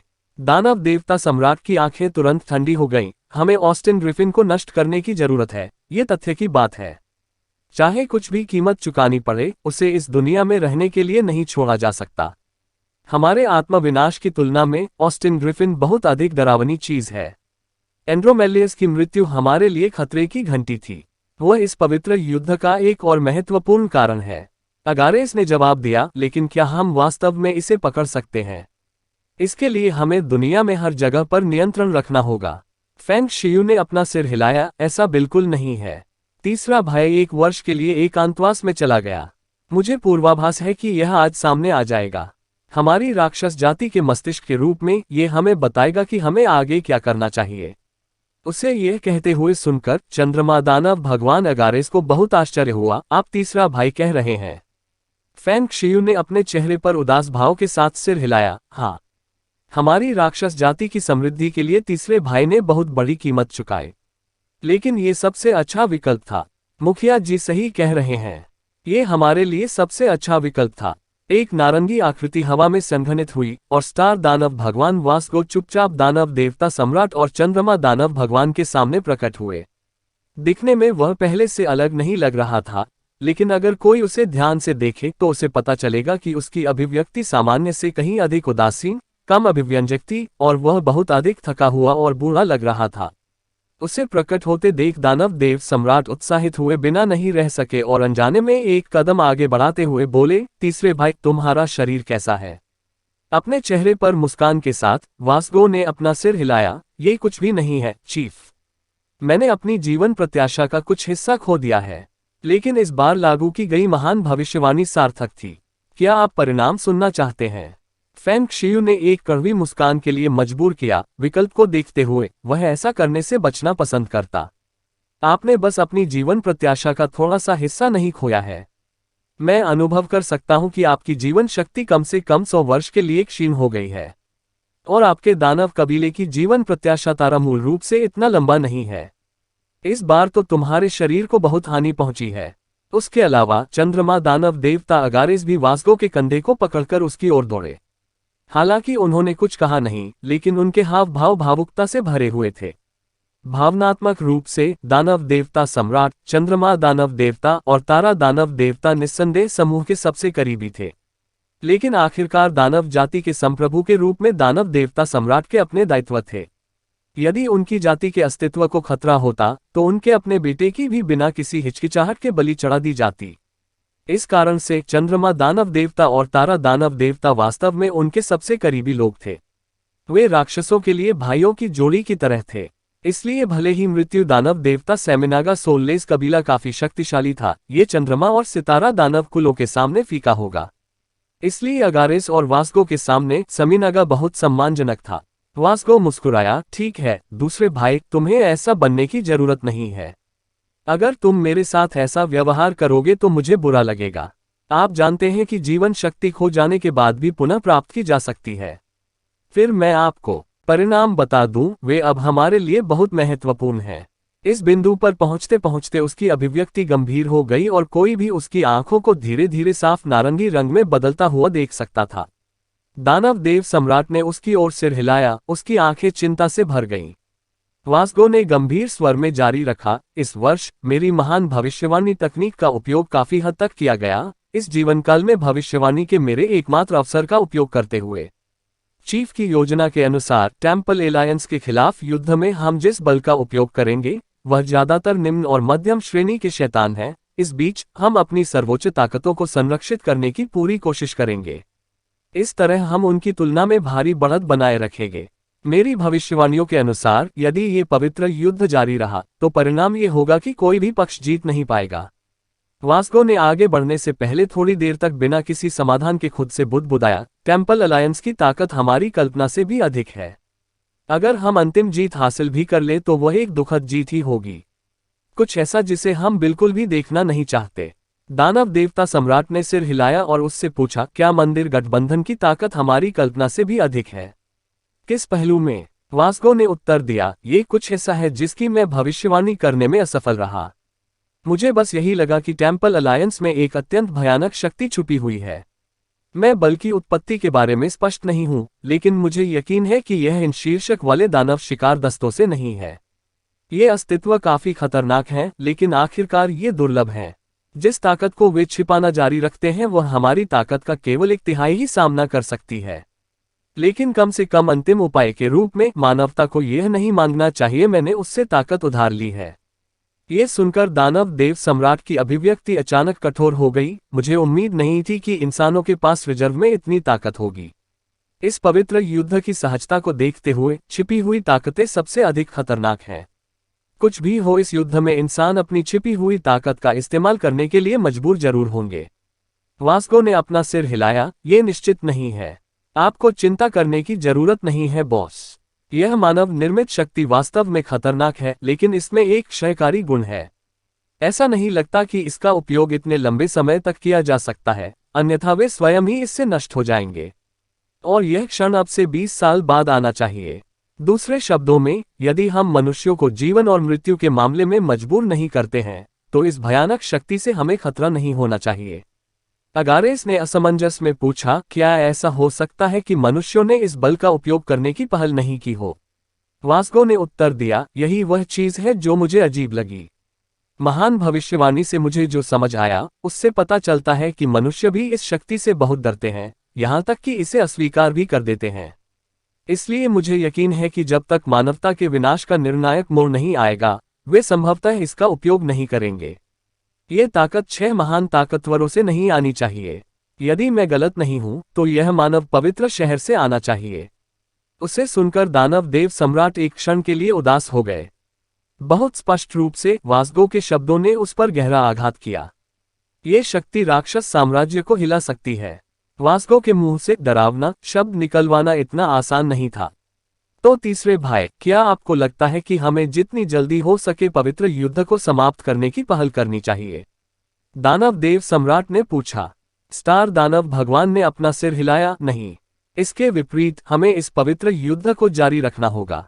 हमें बस मनुष्यों को अपने अंतिम संसाधनों का उपयोग करने के लिए मजबूर करने से बचना होगा, क्योंकि तभी ऑस्टिन ग्रिफिन बाहर निकल पाएगा। इस बिंदु पर पहुंचकर उनकी अभिव्यक्ति कठोर हो गई। इसकी तुलना में ऑस्टिन ग्रिफिन मनुष्यों द्वारा बनाए गए भयानक बल से कहीं अधिक गंभीर था, जो उसके नियंत्रण से परे था। इस वर्ष मेरी महान भविष्यवाणी सबसे लंबे समय तक ऑस्टिन ग्रिफिन पर केंद्रित रही। इसकी वर्तमान वृद्धि पहले से ही कुछ हद तक आगे बढ़ चुकी है।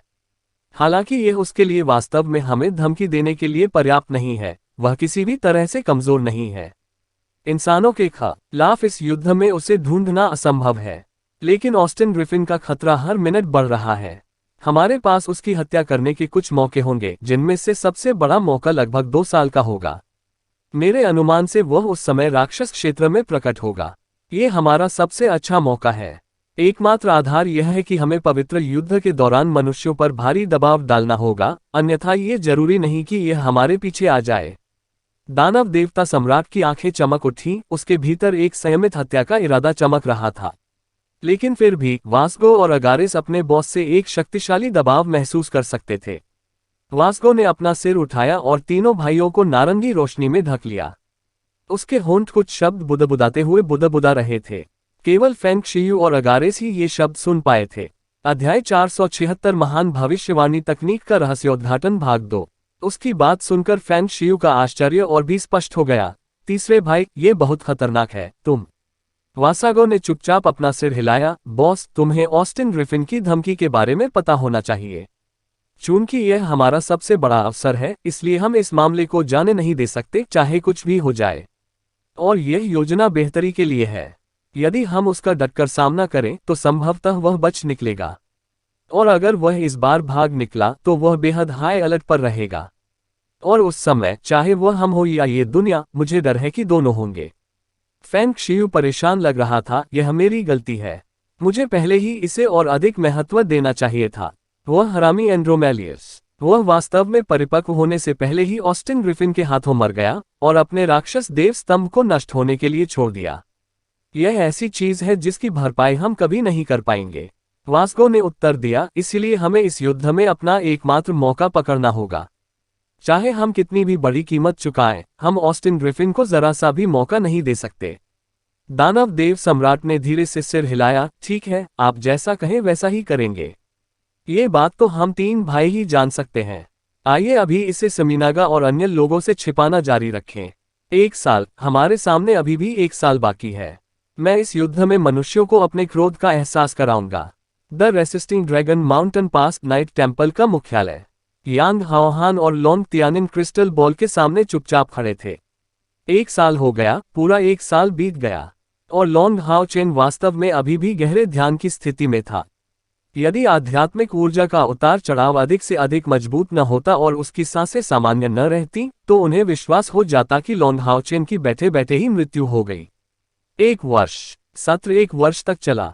इस वर्ष के दौरान हान यू भी 7वें चरण को सफलतापूर्वक तोड़ने में कामयाब रहा और 7वें चरण के कौशल को सीखने के लिए इल्यूसरी गुफा में फिर से प्रवेश किया। लेकिन लोंग हाओ चेन की शक्ल अभी भी वैसी ही थी जैसी उसने प्रवेश करते समय दिखाई थी, शुरू से अंत तक एक बार भी उठे बिना। भाई लोंग, क्या हमें जाकर उसकी जांच करनी चाहिए? यांग हाओहान ने कुछ चिंता के साथ सुझाव दिया। लोंग तियानिन ने अपना सिर हिलाया। नहीं, चूंकि उसकी आभा बिल्कुल भी कमजोर नहीं हुई है, इसलिए हम उसे परेशान नहीं कर सकते।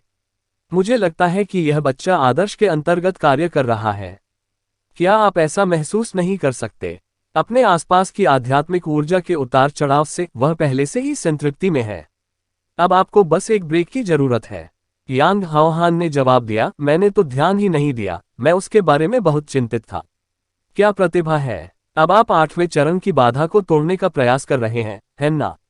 मुझे वास्तव में उम्मीद नहीं थी कि वह हमें इतना अच्छा आश्चर्य देने के लिए इस तरह की विधि का उपयोग करेगा। और मैं मूल रूप से मानता था कि बूढ़े क्यू ने इसे ज्यादा आंका था। अब मुझे लगता है कि शायद मैंने भी उसे कमतर आंका था। यदि वह वास्तव में ऐसा करता है तो वह हमारे टेम्पल अलायंस में 20 वर्ष से कम आयु का पहला पवित्र शूरवीर होगा। लॉन्ग तियानिंग, इस बच्चे का रवैया मेरी अपेक्षाओं से भी अधिक त्रुटिहीन है। मुझे लगता है यह जरूर बनेगा। हालांकि 7वें चरण और 8वें चरण के बीच की अड़चन को तोड़ना आसान बात नहीं है। इसके लिए न केवल बहुत अधिक प्रयास की आवश्यकता है बल्कि समझ की भी आवश्यकता है। उसे परीक्षण जारी रखने दें। यदि 3 महीने के भीतर उन्हें कोई सफलता नहीं मिली तो मैं तुरंत उन्हें बुला लूंगा। अन्यथा यदि वह उतावला हो जाए तो इसका असर उसकी भविष्य की खेती पर पड़ सकता है। हाँ, यांग हाओहान ने चुपचाप सिर हिलाया। ठीक इसी क्षण क्रिस्टल बॉल में वह शरीर जो 1 वर्ष से स्थिर था, एक क्षण के लिए हिल गया। ये झटका गंभीर नहीं लग रहा था, लेकिन दोनों दिव्य शूरवीर तुरंत प्रतिक्रिया में अपनी आंखें चौड़ी करके खड़े हो गए। लॉन्ग हाओचेन के आसपास झटकों की तीव्रता बढ़ने लगी और उसने उसके शरीर से निकलने वाली सुनहरी रोशनी की परतों का रूप ले लिया। उसके शरीर में कंपन भूकंपीय तरंगों के समान लग रहा था। एक दुर्घटना। लॉन्ग तियानिंग बहुत चिंतित थी। नहीं, ऐसा नहीं है। यांग हाओहान ने लॉन्ग तियानिंग को पकड़ लिया जो जाने ही वाली थी। मैंने एक तकनीक के बारे में सुना है जिसे लॉन्ग हाओचेन ने बनाया था, जिसे वेव्स ऑफ लाइट कहा जाता है। आध्यात्मिक ऊर्जा स्पंदनों के माध्यम से यह शक्तिशाली हमले और बचाव उत्पन्न करता है।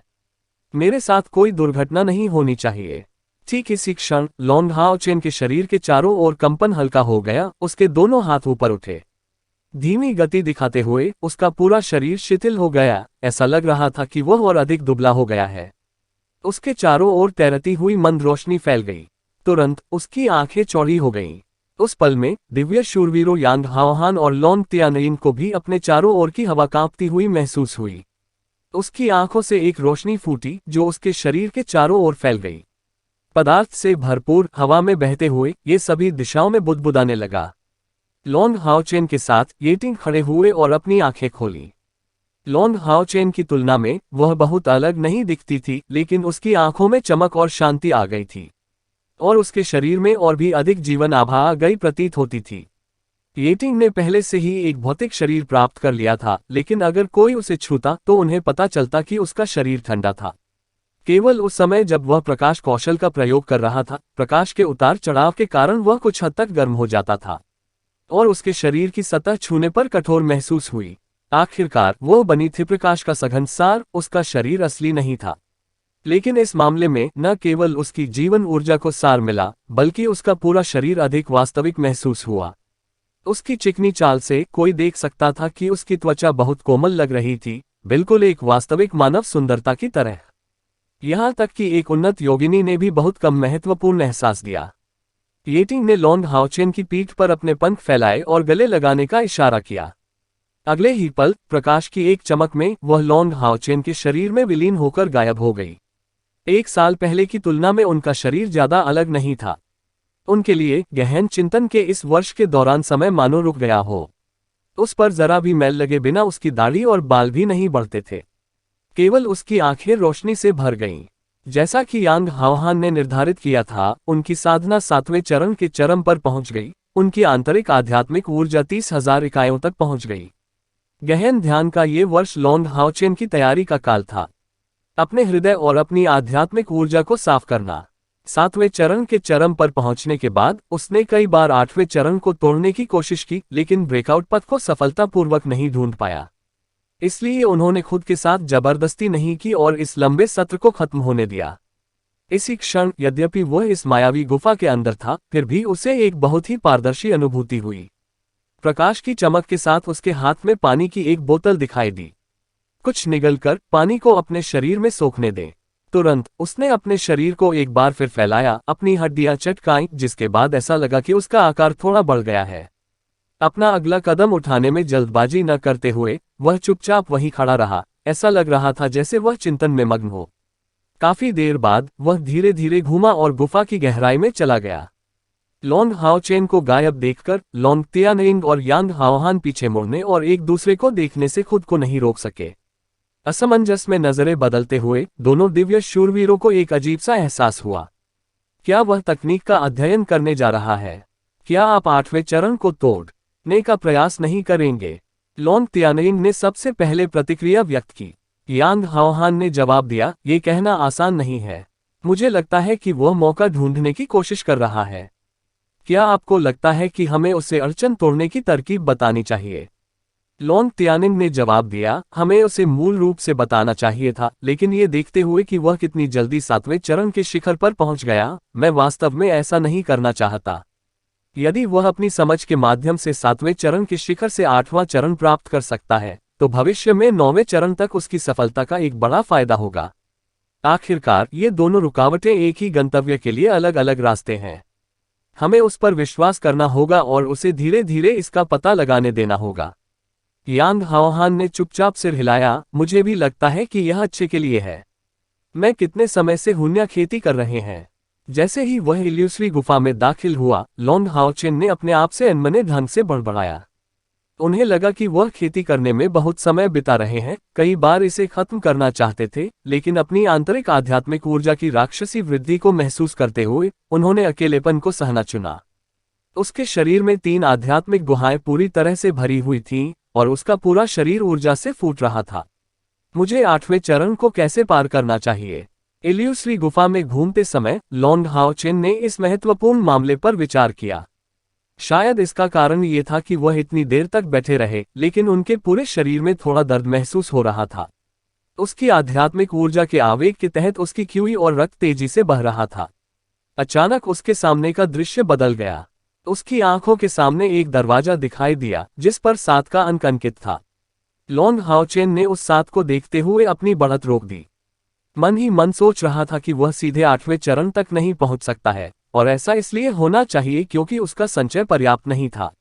मेरी आध्यात्मिक ऊर्जा पहले से ही पर्याप्त है, मुझे क्षमताओं में प्रेरणा ढूंढनी चाहिए। शायद मैं इस तरह से कुछ परिणाम हासिल कर पाऊंगा। दरवाजे को आगे की ओर धकेलते हुए लोंग हाओचेन का शरीर एक पारदर्शी सुनहरे क्रिस्टल में बदल गया। उनके लिए ब्राइट बॉडी का उपयोग अत्यधिक खपत के साथ नहीं आया। भगवान के चुने हुए व्यक्ति के रूप में उनके पास जो चमकदार शरीर था, उसमें एक विशेष गुण था जो इसे एक शाश्वत चमकदार शरीर बनाता था। सामान्य रूप से आध्यात्मिक ऊर्जा का उपयोग करने से अतिरिक्त आध्यात्मिक ऊर्जा का उपभोग करने की आवश्यकता के बिना चमकदार शरीर में वृद्धि तुरंत दिखाई देगी। सशक्त साधना से व्यक्ति की नैसर्गिक प्रतिभा से लेकर उसकी शक्ति तक की वृद्धि होगी। अध्याय 477 महान भविष्यवाणी तकनीक का रहस्योद्घाटन भाग 3। हल्की सी आवाज के साथ भारी दरवाजा खुला। ऐसा महसूस हुआ जैसे वहां कोई हवा नहीं थी, और जब से इसे खोला गया तब से लोंग हाओचेन को अतुलनीय भय महसूस हुआ। थोड़ा पीछे हटते हुए लोंग हाओचेन ने रक्षात्मक रुख अपनाते हुए खुद को सहारा देने के लिए अपने हाथों का इस्तेमाल किया। उनकी चालें धीमी और स्थिर थीं, एक तीव्र इरादे का सामना करते हुए जिसने भौतिक रूप ले लिया। जैसे ही उनकी गति स्थिर हुई, दैवीय बाधा के कारण एक तीव्र सुनहरी रोशनी चमक उठी। यह अफसोस की बात थी कि यांग हाओहान की क्रिस्टल बॉल इल्यूसरी गुफा के अंदर की स्थिति को देखने में असमर्थ थी, अन्यथा उसे बड़े आश्चर्य का पता चलता कि लोंग हाओचेन आवश्यक स्तर पर दैवीय बाधा का उपयोग कर रहा था। गहन ध्यान के इस वर्ष के दौरान न केवल उनकी आंतरिक आध्यात्मिक ऊर्जा को भारी बढ़ावा मिला, उनके शरीर को प्रचुर आध्यात्मिक ऊर्जा से लाभ हुआ। उनकी बाहरी आध्यात्मिक ऊर्जा और मानसिक शक्ति ने एक महान प्रक्रिया हासिल की। कोई कह सकता है कि 1 साल के स्थिरीकरण के माध्यम से लोंग हाओचेन ने सभी लड़ाई के अनुभव, प्रशिक्षण प्रक्रियाओं और खुश मैचों को संसाधित किया, उन्हें काफी हद तक डिस्टिल किया। कब 1 वर्ष पहले की तुलना में उनकी आध्यात्मिक ऊर्जा में वृद्धि के अलावा वे कई अन्य पहलुओं में अधिक स्थिर हो गए। गेट ने एक तीव्र ऊर्जा छोड़ी जो अधिक समय तक नहीं टिकी और फिर हल्का हो गया। लोंग हाओचेन के चेहरे पर सच्चा सम्मान देखा जा सकता था। निस्संदेह इस कमरे में 7वें चरण के शूरवीर कौशल के अभिलेख थे। उनके पूर्ववर्तियों ने अपने जीवन की तरह अपनी तकनीकें भी यहीं छोड़ दी थीं। वे पहले ही मर चुके थे, लेकिन उनका खून हर जीवित शूरवीर में हमेशा रहेगा। अंदर प्रवेश करते ही 10 वर्ग मीटर का कमरा होगा जिसके हर तरफ दरवाजे होंगे। बाएं दरवाजे पर एक ढाल का प्रतीक था और दाहिने दरवाजे पर 2 तलवारें थीं। ये गार्जियन नाइट्स और एवेंजर नाइट्स की क्षमताओं के प्रतीक थे। लॉन्ग हाओ चेन ने थोड़ी देर तक विचार करने के बाद भी दरवाजे को धकेलते हुए, जिस पर एक ढाल खुदी हुई थी, दरवाजे के अंदर जाने का फैसला किया। तुरंत एक घनीभूत भावना ने उसकी इंद्रियों पर आक्रमण कर दिया।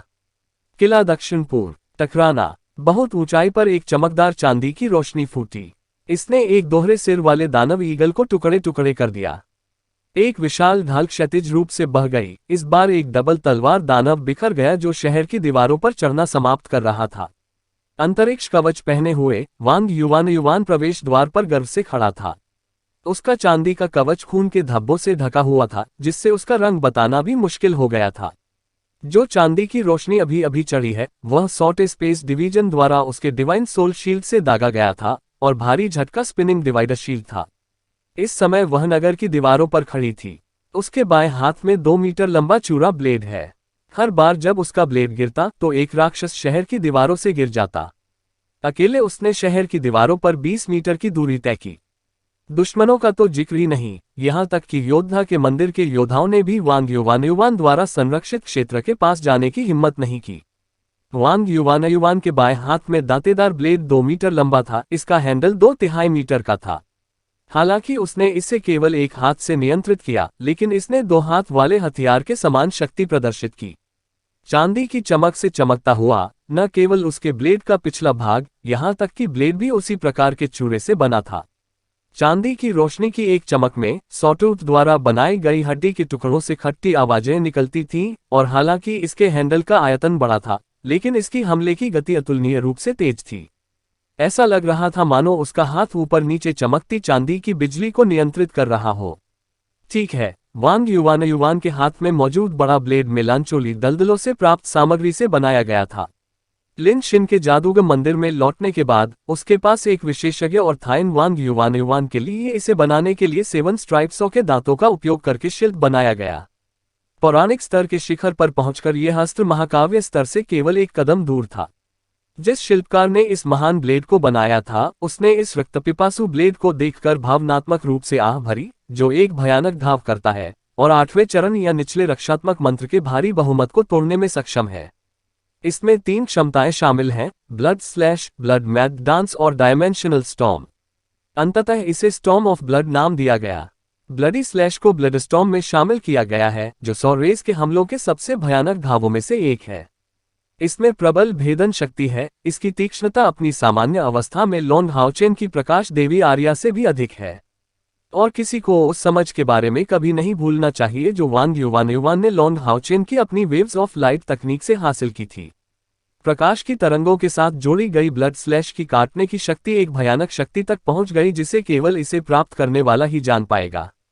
2 दिन पहले, उस समय जब 8वें चरण के दानव पावरहाउस ने वांग युवान का सामना किया था, उसे धक्का दे दिया गया था, लेकिन बिना किसी संदेह के खूनी स्लैश से उसका हाथ कट गया था। उनकी शक्तिशाली बाह्य आध्यात्मिक ऊर्जा किसी काम नहीं आई।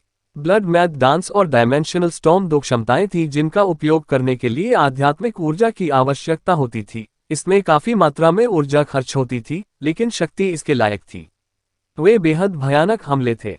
मैड ब्लड डांस ने तुरंत 7 ब्लड स्टॉर्म को जन्म दिया। प्रत्येक में समान शक्ति है। आखिरकार ये भयानक तलवार 7 सिएरा किरणों के सींगों से बनाई गई थी। उनकी आत्माएं अभी भी अंदर थोड़ी थोड़ी विद्यमान थीं। डायमेंशनल स्टॉर्म इस हथियार की सबसे बड़ी क्षमता है। एक सामान्य व्यक्ति 2000 यूनिट आध्यात्मिक ऊर्जा का उपयोग करेगा, सभी आरी दांतों के बीच में एक छोटे पैमाने पर आयामी स्लैश का उत्पादन करेगा और रक्त स्लैश की शक्ति को अपने चरम तक पहुंचने देगा। कम से कम आज तक वांग युवान को इस हथियार और इसकी क्षमताओं के संयोजन को रोकने में सक्षम प्रतिद्वंद्वी नहीं मिला था।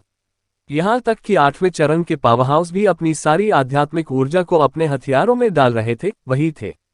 इन 3 कौशलों को छोड़कर सॉरेज से बने होने के कारण, जो हवा और अंतरिक्ष के दोहरे तत्व थे, ब्लड स्टॉर्म की हमले की गति स्वाभाविक रूप से बहुत तेज है। आक्रामक शक्ति उस दिव्य आत्मा शील्ड से अधिक थी जिस पर 4 अंतरिक्ष क्रिस्टल थे। इस प्रकार वांग युवान ने दिव्य आत्मा शील्ड को एक सच्ची ढाल के रूप में उपयोग करना शुरू कर दिया। उसकी हत्या करने की शक्ति अधिकतर खून के तूफान पर आधारित थी। 1 साल पहले वह दक्षिण पूर्वी किले में लौट आई थी, जिस दिन से वह लौटा उसी दिन से वांग युवान ने सीमा पर लड़ने के लिए कहने की पहल की शहर। प्रारंभ में महायुद्ध में इसकी उपयोगिता बहुत स्पष्ट नहीं थी, लेकिन लिन शिन के लिए खून का तूफान प्राप्त करने के बाद वह धीरे धीरे दक्षिण पूर्वी किले के महत्वपूर्ण तत्वों में से एक के रूप में उभरने लगा। उसका पतला शरीर, शांत और सुंदर आचरण, भयानक विशाल ढाल और आरी दांतेदार ब्लेड। हर दिन उसके हाथों मारे गए राक्षस अविश्वसनीय संख्या में पहुंच गए। इस तरह उसे प्रिंसेस किला उपनाम मिला। उनके सैन्य योगदान ने उन्हें एलायंस रेजिमेंट का कमांडर बना दिया। टेम्पल अलायंस के सैन्य रैंक निम्नतम रैंक से लेकर उच्चतम रैंक तक हो सकते हैं, जिन्हें इस प्रकार सूचीबद्ध किया गया है। छोटे टीम लीडर 20 सैनिकों की कमान। मध्यम आकार के टीम लीडर 100 सैनिकों की कमान संभालते हुए। 500 सैनिकों की कमान संभालने वाली एक बड़ी टीम का नेता। बटालियन कमांडर लगभग 1500 सैनिकों का नेता। रेजिमेंटल कमांडर 3 बटालियनों का नेता। कोर लीडर 3 रेजिमेंटों का लीडर। और उनके ऊपर गठबंधन नौसेना के 3 सैन्य नेता शीर्ष, मध्य और नीचे के कमांडर इन चीफ हैं। केवल अपनी हत्या की ताकत के आधार पर एक रेजिमेंटल कमांडर के पद तक पहुंचने के बाद कोई भी अच्छी तरह से कल्पना कर सकता है कि वांग युवान ने कितने राक्षसों को खुद ही मार डाला। यहां तक कि संबंधित व्यक्ति ने भी बहुत पहले ही गिनना बंद कर दिया था। अपेक्षाओं के विपरीत, जैसे ही उसने शहर की दीवारों पर कदम रखा, कत्लेआम के उन्माद से पहले उसकी आंखें सहज रूप से लाल हो गईं। इस वर्ष उन्हें कुल 3 गंभीर चोटें लगीं। हर बार पूरी तरह से ठीक होने से पहले वे युद्ध के मैदान में लौट आए। दक्षिण पूर्वी किले ने उनसे कई बार एक सैन्य अधिकारी के रूप में अपनी भूमिका निभाने और सेनाओं को लड़ने की कमान संभालने के लिए कहा, लेकिन हर बार उन्होंने उनकी पेशकश को अस्वीकार कर दिया। उन्होंने योद्धाओं के सामने रहने और दुश्मनों का संहार करने के लिए कहा, यहां तक कि एक योद्धा के रूप में जिसे रेजिमेंट कमांडर का दर्जा दिया गया था। राव 5वें कदम वाला डबल स्वॉर्ड डार्क ग्रीन दानव वांग युवान की ओर दहाड़ते हुए शहर की दीवारों पर कूद पड़ा। टकराना। पूरा चक्कर लगाने के बाद डिवाइन सोल शील्ड वांग युवान के हाथों में लौट आई। डबल स्वॉर्ड डार्क ग्रीन दानव के विरुद्ध वांग युवान ने जो कुछ किया वह एक साधारण चाल थी। एक स्लैश ब्लड स्टॉर्म से चांदी की रोशनी फूट पड़ी, जिससे तीखी आवाजें निकली। अंतरिक्ष को काले रंग से काट दिया गया था, जिसे चांदी से धारित किया गया था, जिसने एक चमकदार दोहरे ब्लेड का रूप ले लिया, जिसने तुरंत पिछले उग्र गहरे हरे दानव डबल तलवार को टुकड़े टुकड़े कर दिया। अनंत प्रहार 6ठे चरण के अंतरिक्ष योद्धाओं द्वारा उपयोग की जाने वाली क्षमता। स्टॉर्म ऑफ ब्लड के माध्यम से उपयोग किए जाने पर इसकी शक्ति एक स्तर तक बढ़ गई थी। अचानक दूर की ओर देखते हुए वांग युवान की लापरवाह हरकत अचानक रुक गई। उसकी दृष्टि रेखा में एक काला बिंदु बढ़ रहा था। सावधान रहो युवान। एक चीख के साथ सुनहरा रंग चमकता हुआ लंबा शरीर वांग युवान की तरफ दौड़ा। जमीन पर एक मोटी मीनार ढाल एक साथ दिखाई दी। जब तक वह काला बिंदु दूर से आया और आश्चर्यजनक गति से फैला हुआ शहर की दीवारों तक पहुंचा, तब तक वह भयानक मात्रा में पहुंच गया। वह एक अद्भुत शक्तिशाली दानव भालू था। ये पीछा करने का एक तरीका था जो राक्षसों ने सोचा था। विशाल गुलेलों का उपयोग करते हुए शक्तिशाली सशस्त्र बलों को सीधे शहर की दीवारों पर लॉन्च किया गया। यदि इस प्रकार के हमले के पैटर्न का उपयोग 1 साल पहले किया गया था, तो ये बिल्ली पर चावल फेंकने जैसा होगा, केवल मौत की तलाश में। इसे रोकने के लिए किसी जादूगर द्वारा इस्तेमाल किया गया एक सरल जादू ही काफी होगा। लेकिन युद्ध के आगे बढ़ने के साथ टेम्पल एलायंस के जादूगर लगातार युद्ध के प्राथमिकता लक्ष्य थे। जादूगर मंदिर के अलावा अन्य महान मंदिरों के किलों की रक्षा करने वाले जादूगरों की संख्या पहले से ही बहुत कम थी। दानव भालू का शरीर टावर शील्ड से जोरदार तरीके से टकराया। टावर ढाल को पकड़े हुए शूरवीर को बलपूर्वक प्रहार से पीछे हटाना पड़ा, जिससे उसके मुंह और नाक से खून निकलने लगा। दानव भालू की ताकत वास्तव में भयानक थी और केवल 7वां कदम दानव भालू ही छोड़ा गया था। अपनी महान रक्षात्मक शक्ति के साथ वह शहर की दीवारों के शीर्ष पर खड़ा होने में कामयाब रहा। इससे दक्षिण पूर्वी किले को भारी नुकसान होगा। वांग युवान के इस दानव भालू के हमले को रोकने वाला एकमात्र व्यक्ति झांग फैन नहीं था।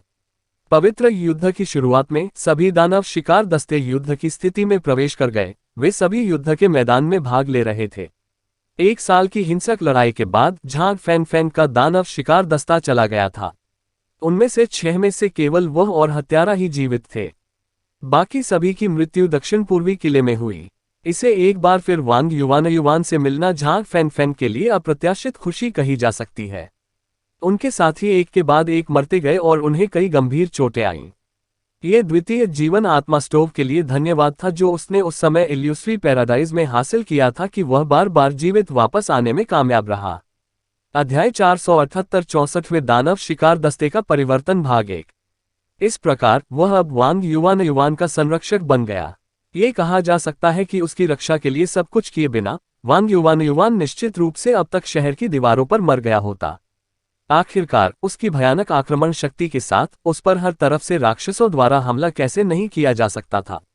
मर जाओ। वांग युवान की आंखें खून से लाल हो गईं। उसने सीधे दानव भालू पर हमला किया जो अभी भी उतरने से असंतुलित था। कोई धुंधला सा देख सकता था कि वांग युवान के चारों ओर एक पतली खूनी लाल रोशनी तैर रही थी।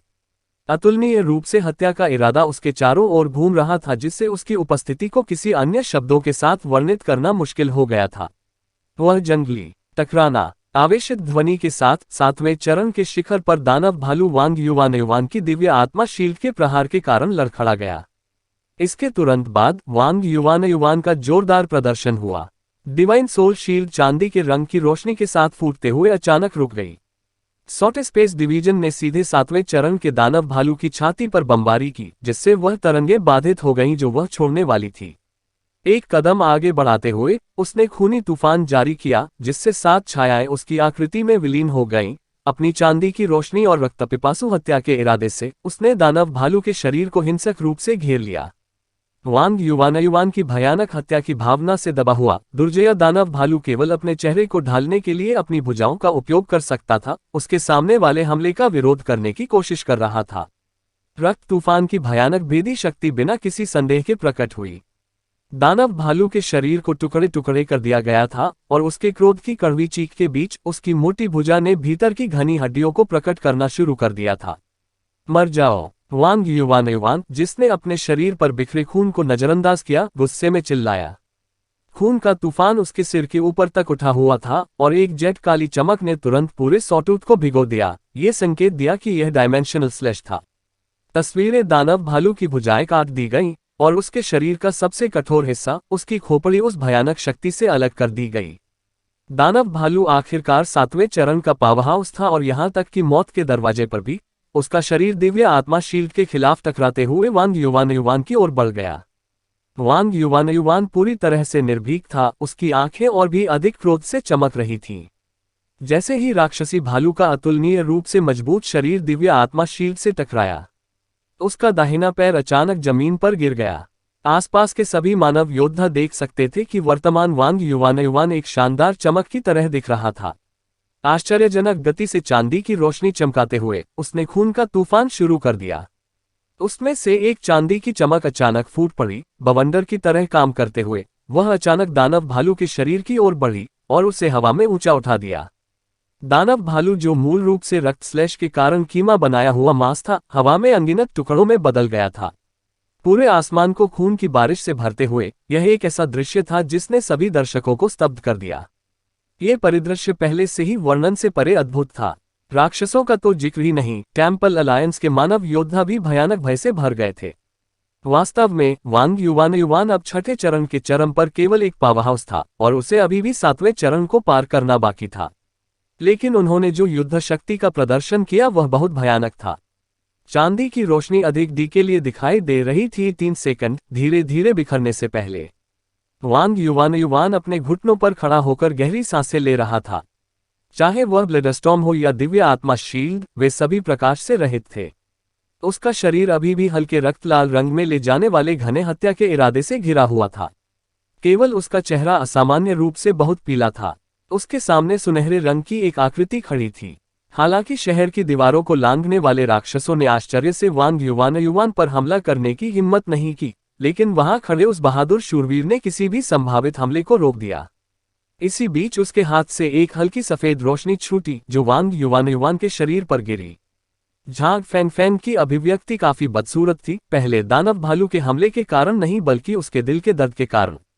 वास्तव में केवल वही वांग युवान के पिछले हमले की कीमत जानता था।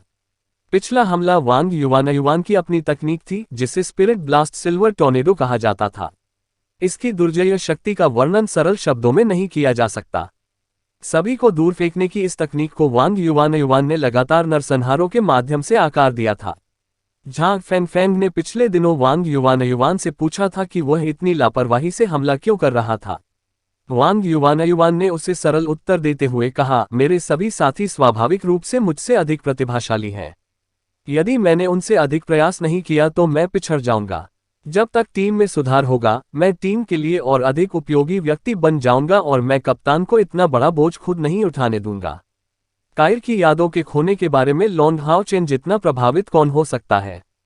64वें commander great demon hunt squad के सदस्यों में से एक के रूप में उसने महसूस किया कि वह और अधिक बेकार होती जा रही थी, क्योंकि जिन दुश्मनों का उन्होंने सामना किया था वे और अधिक ताकत हासिल करते रहे। जन्मजात प्रतिभा की दृष्टि से उन्हें इसमें अंतिम कहा जा सकता है। हमले की शक्ति में वह सिमाजियान से नीचे थी और उसके बचाव के बारे में बोलने के लिए कुछ भी नहीं था। और बिना किसी समर्थन क्षमता के वह एक योद्धा के रूप में क्या कर सकता था। उन्होंने महसूस किया कि टीम के लिए उनकी उपयोगिता समय के साथ कम होती गई। जिस क्षण टेम्पल अलायंस ने उन्हें अपनी टीम को अस्थायी रूप से अलग करने का आदेश दिया, वांग युवान ने पहली बार खुद को इतना शक्तिहीन महसूस किया। अपने भाग्य को अपने हाथों से समझने में असमर्थ होने का एहसास बहुत दर्दनाक था।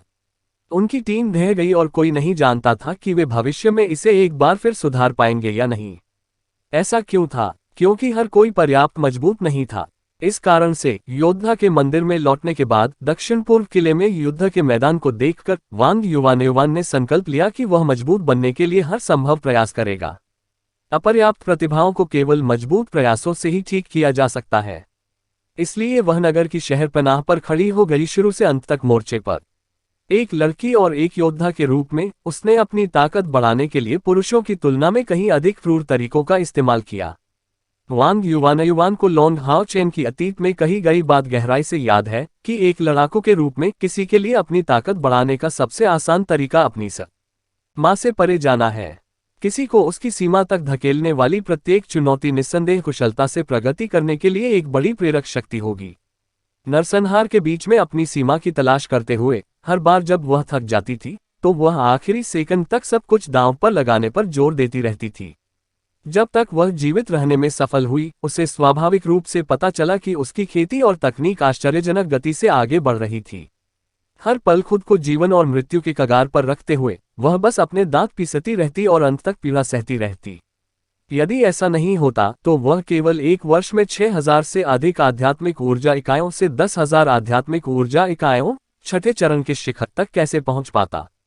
उनकी उन्मादी हत्या की भावना और दुर्जय हथियारों ने अंततः वांग युवान को अपनी पहली व्यक्तिगत तकनीक, एक बेहद खूनी और अतुलनीय रूप से शक्तिशाली तकनीक बनाने के लिए प्रेरित किया। सिल्वर टॉर्नेडो स्पिरिट ब्लास्ट क्षमता का उपयोग करने के लिए किसी को अपने शरीर से आध्यात्मिक ऊर्जा को बाहर निकालने से पहले एक अतुलनीय रक्तपिपासु हत्यारी आत्मा के राक्षसों द्वारा अपनी अंतरिक्ष विशेषता आध्यात्मिक ऊर्जा को प्रज्वलित करने से पहले रक्त के तूफान में डायमेंशनल स्टॉर्म को लागू करने की आवश्यकता होती है। इस प्रकार अत्यंत भयानक विस्फोटक शक्ति उत्पन्न होगी और विस्फोट का छोटा सेकंड पूरी तरह से वांग युवान की शक्ति के नियमित स्तर से अधिक हो गया। लेकिन इसी तरह यह विस्फोटक शक्ति कुछ बिल लेकर आई थी जिसे उसे सहन करना पड़ा। निरंतर प्रशिक्षण और ड्राइव के माध्यम से उन्होंने अंततः इसे हासिल कर लिया। हालांकि स्पिरिट ब्लास्ट सिल्वर टॉर्नेडो कौशल ने ब्लडथर्स्टी स्टॉर्म से अपनी शक्ति उधार ली थी, यह अंततः वांग युवान की अपनी तकनीक है। जब इसका उपयोग किया जाएगा तो इसके 3 मीटर के दायरे में मौजूद हर चीज पर तुरंत बेहद सीधा और भयानक हमला किया जाएगा। जब तक दुश्मन की ताकत उसे कुचलने और उसके हथियार और उसे पूरी तरह से नष्ट करने के लिए पर्याप्त नहीं है, सिल्वर स्पिरिट ब्लास्ट टॉर्नेडो एक घातक हमला होगा। यहां तक कि अपने अत्याचारी शरीर के साथ दानव भालू ने अपनी आध्यात्मिक ऊर्जा का समर्थन खो दिया था। इस तकनीक द्वारा सीधे टुकड़े टुकड़े कर दिया गया था, जिसकी कल्पना करना कुछ हद तक कठिन था। यहां तक कि 8वें चरण के पावरहाउस भी खुद को 7वें चरण के दानव भालू पावरहाउस के साथ ऐसा करने में सक्षम होने का दावा करने की हिम्मत नहीं करेंगे। योद्धा के मंदिर के नेता क्यू योगहाव व्यक्तिगत रूप से वांग युवान को सलाह देने गए थे। उनके दादा उनसे पहले योद्धा के मंदिर के पूर्व नेता थे। युद्ध में मरने से पहले राक्षसी दानव भगवान मारबास के खिलाफ वह एकमात्र व्यक्ति था जिसने दिव्य तलवार चलाने वाले ये वुशान के सहायक को अपना पद संभालने दिया। दिव्य आत्मा वंशावली को सफल करने वाले एकमात्र व्यक्ति होने के नाते वांग युवान इस वंशावली के एकमात्र जीवित वाहक थे। चाहे कुछ भी हो, कि योगहाव उसे किसी दुर्घटना में गिरते हुए देखने के लिए तैयार नहीं था। लेकिन वांग युवान का अटूट संकल्प बहुत मजबूत था। उसने कियू योगहाओ से कहा कि दिव्य आत्मा का अंतिम वंश कायम नहीं हो सकता, भले ही वह एक लड़की हो। कोई विकल्प न होने पर कियू योगहाओ केवल लोगों को उस पर नजर रखने के लिए भेजने की पूरी कोशिश कर सकता था, ताकि घायल होने की स्थिति में वांग युवान को उसके इलाज के लिए सर्वश्रेष्ठ पुजारी मिल सके। बदले में उसकी दृढ़ता का फल मिला, क्योंकि उसकी रगों में प्रवाहित होने वाली शक्ति उत्तेजित होती रही, जिससे वह उसकी हत्यारी भावना के साथ मिल गई। इससे उसके शरीर के आसपास की मंदलाल रोशनी में बहुत अधिक वृद्धि हुई, जो उसकी ताकत को जबरदस्त रूप से बढ़ाने की क्षमता रखती थी। सुनहरी रोशनी की एक चमक के साथ झांग फैन दोगुना हो गया। वह सेकंड लाइफ स्पिरिट स्टोव से पैदा हुआ उनका डॉपलेगैंगर था। उसने अपनी भारी तलवार और ढाल सीधे डॉपलेगैंगर को सौंप दी, जिसने तुरंत वांग युवान को सौंपे गए क्षेत्र की रक्षा करते हुए काम संभाल लिया। झांग फैन तेजी से वांग युवान के पास आया और उसे सहारा देने के लिए अपना हाथ तब तक बढ़ाया जब तक कि वे पीछे के करीब नहीं आ गए। वांग युवान ने बहादुरी से खुद को मजबूर करने की कोशिश नहीं की। सिल्वर स्पिरिट ब्लास्ट टॉर्नेडो कुछ ऐसा था जिसे वह पूरी तरह से नियंत्रित करने में सक्षम नहीं थी। प्रत्येक विस्फोट के बाद उसके शरीर को गहरा झटका लगता था, और फॉरेस्ट बोआ किंग के गिल से बनी फॉरेस्ट बोआ बॉडी फाउंडेशन पिल्स लेने के बाद उनकी बाहरी आध्यात्मिक ऊर्जा को काफी बढ़ावा मिला। इससे चीजें धीरे धीरे बेहतर हो गईं, लेकिन उस कौशल से अपने शरीर को होने वाली क्षति को झेलना अभी भी उनकी क्षमता से बाहर था। क्या आप इतनी मेहनत से लड़ना बंद नहीं कर सकते? क्या आप नहीं जानते कि मेरा दिल आपके लिए कितना दर्द महसूस करता है? झांग फैन ने उसकी ओर चिंता भरी दृष्टि से देखते हुए अपनी भौहें सिकोड़ लीं। उनकी निगाहों के नीचे वांग युवान की आंखों का खूनी रंग धीरे धीरे फीका पड़ गया, यहां तक कि कुछ कोमलता भी दिखी। धन्यवाद भाई फैन। अध्याय 479 दानव शिकार दस्ते का परिवर्तन भाग 2। झांग फैन आश्चर्यचकित था। इस वर्ष के दौरान कई बार वह और वांग युवान आग और पानी से गुजरे। वह लगभग पूरी तरह से उनके वध में डूबी हुई लग रही थी, और यह पहली बार था कि उसने उनके प्रति अपना आभार व्यक्त किया। इस कारण से उसे लगा कि उसका पूरा शरीर कांप रहा है, उसकी दबी हुई भावनाएं उमड़ रही हैं। उसे अपनी बाहों में पकड़कर उसे लगा कि अगर अगले ही पल उसकी मौत भी हो जाए तो भी वह इसका हकदार होगा। युवान तुम। वांग युवान ने विरोध नहीं किया, उसे पकड़ने दिया, धीरे से अपनी आंखें बंद कर ली। वह जागरूक थी झांग फैन ने उसकी कितनी मदद की थी। झांग फैन ने न केवल उसकी जान बचाई बल्कि उसका दिल भी बचाया। नरसंहार में डूबा हुआ, यहां तक कि एक पुरुष योद्धा भी बहुत आसानी से खुद को खो देगा। युद्ध की तो बात ही छोड़ दें, जिसमें शायद ही महान इच्छा शक्ति होगी। हर बार जब वांग युवान ने खुद को वध में खो दिया तो उसका दिल केवल क्रूरता से भर गया था। झांग फैन को देखकर उसके दिल को राहत मिली। झांग फैन के अस्तित्व के कारण उसका दिल कुछ हद तक गर्म रह सकता था, और यह सब उस पर हावी नहीं हो सकता था। भाई फैंग, मुझे नहीं पता कि मैं तुम्हें इस सब का बदला कैसे चुका सकूंगा। यदि आप मेरे शरीर पर खून की सारी दुर्गंध के बावजूद मुझे स्वीकार करने को तैयार हैं, तो मैं पवित्र युद्ध की समाप्ति के बाद खुद को आपको सौंप दूंगा। वांग युवान के शब्दों ने झांग फैन के कानों में एक तीव्र आश्चर्य छोड़ दिया। वह एक क्षण के लिए पूरी तरह स्तब्ध होकर वांग युवान को एकटक घूर रहा था। क्या वह खुद को मुझे दे रही है? युवान। झांग फैन उसे कसकर गले लगाने से खुद को नहीं रोक सका। लेकिन मैं तुमसे शादी नहीं कर सकता। वांग युवान के अगले शब्दों ने तुरंत झांग फैन को वास्तविकता में वापस खींच लिया और मजबूती से जमीन पर गिर पड़े। वांग युवान ने अपना हाथ उठाया, धीरे से अपनी पूरी दाढ़ी वाले चेहरे को सहलाते हुए कहा, मुझे क्षमा करें भाई फैन। जहां तक मुझे याद है, मैंने कसम खाई थी कि मैं ये जीवन राक्षसों को खत्म करने के लिए समर्पित करूंगी, न कि घर बसाकर किसी से शादी करने की। मैं अपनी टीम का सदस्य हूं और मैं अंत तक कैप्टन और अन्य लोगों के साथ राक्षसों का विरोध करूंगा। मैं तुम्हें केवल अपना शरीर दे सकता हूं। नहीं युवान, मुझसे विवाह करो और मैं शत्रु को मारने में तुम्हारा अनुसरण कर सकता हूं। साथ ही मेरी टीम पहले ही अलग हो चुकी है। झांग फैन ने जल्दी से कहा। वांग युवान ने अपना सिर हिलाया, ये वही बात नहीं है। अगर मैं तुमसे शादी करूंगा तो मुझे तुम्हारी चिंता होगी। मैं तुम्हें पसंद करता हूं, लेकिन मैं तुमसे प्यार करने की हिम्मत नहीं करता। मेरे दिल में राक्षसों के लिए नफरत ही नफरत है। मुझे क्षमा करें। झांग फैन ने शून्य चेहरे से उसकी ओर देखा। ये देखकर कि उसके चेहरे से आंसू बह रहे थे, उसे उसके प्रति कोई नाराजगी महसूस नहीं हुई, बस उसके लिए दर्द महसूस हुआ, जिससे उसके लिए सांस लेना भी मुश्किल हो गया। 10,000 जानवरों के पहाड़ का दर्रा। दक्षिण पूर्व और दक्षिण पूर्व में पहाड़ी दर्रों के बीच स्थित ये स्पिरिट टेम्पल का मुख्यालय था। ओडेन गांव, जहां लॉन्ग हाउचेन जब वह छोटा था तब रहता था, 10,000 बीस्ट माउंटेन पास के बहुत करीब था। पवित्र युद्ध के पहले वर्ष के दौरान 6 महान मंदिरों में सबसे कम क्षति झेलने वाला एकमात्र मंदिर 10,000 बीस्ट माउंटेन पास था। जलधाराओं को बुलाने पर भरोसा करते हुए उन्होंने एक के बाद एक राक्षसों के हमलों को विफल कर दिया, जबकि दक्षिण में सबसे भारी आक्रमण वाले पुजारी के मंदिर के पक्ष का सहारा लिया। स्पिरिट टेम्पल की गहराई में एक षटकोणीय कमरे के अंदर एक खूबसूरत लड़की पालथी मारकर बैठी थी।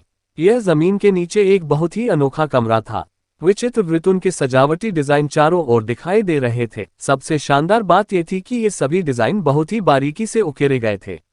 यदि कोई अवलोकन करते समय ध्यान दे तो वह देखेगा कि ये सभी नक्काशी एक जादुई जानवर का प्रतिनिधित्व करती है।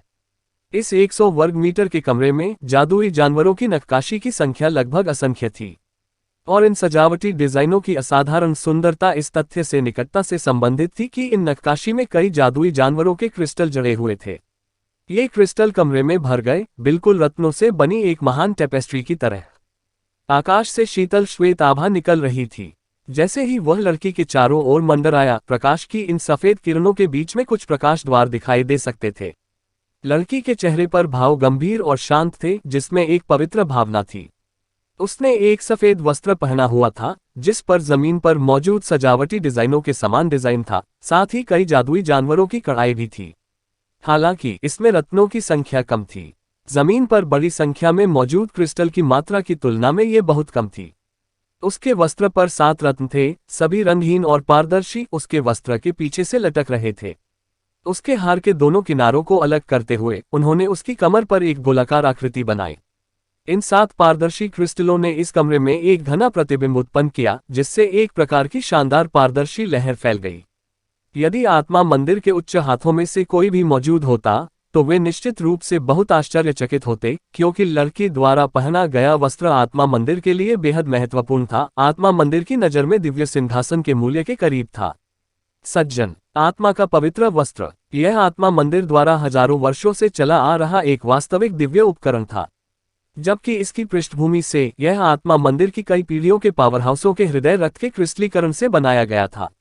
इस स्पिरिट होली रॉब में कुल 108 आत्मा की गोलियां थीं, जो स्पिरिट टेम्पल द्वारा 5000 वर्षों से अधिक समय से जमा की गई थीं, और इसका निर्माण लगभग 1000 साल पहले ही समाप्त हुआ था।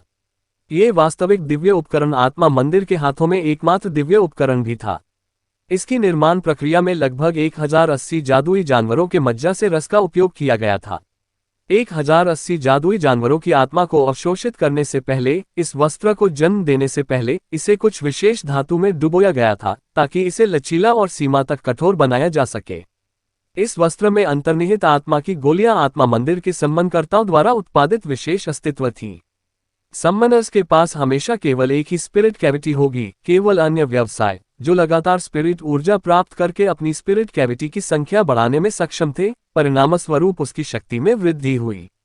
तथ्य यह है कि उनके पास केवल आध्यात्मिक गुहा थी, जिससे उनके लिए अन्य व्यवसायों की तुलना में खेती करना अधिक कठिन हो गया। कई पूर्वजों के शोध के माध्यम से एक विकल्प मिला, एक असाधारण साधना पद्धति जिसे आध्यात्मिक ऊर्जा गोली उत्पादन मंत्र कहा जाता है।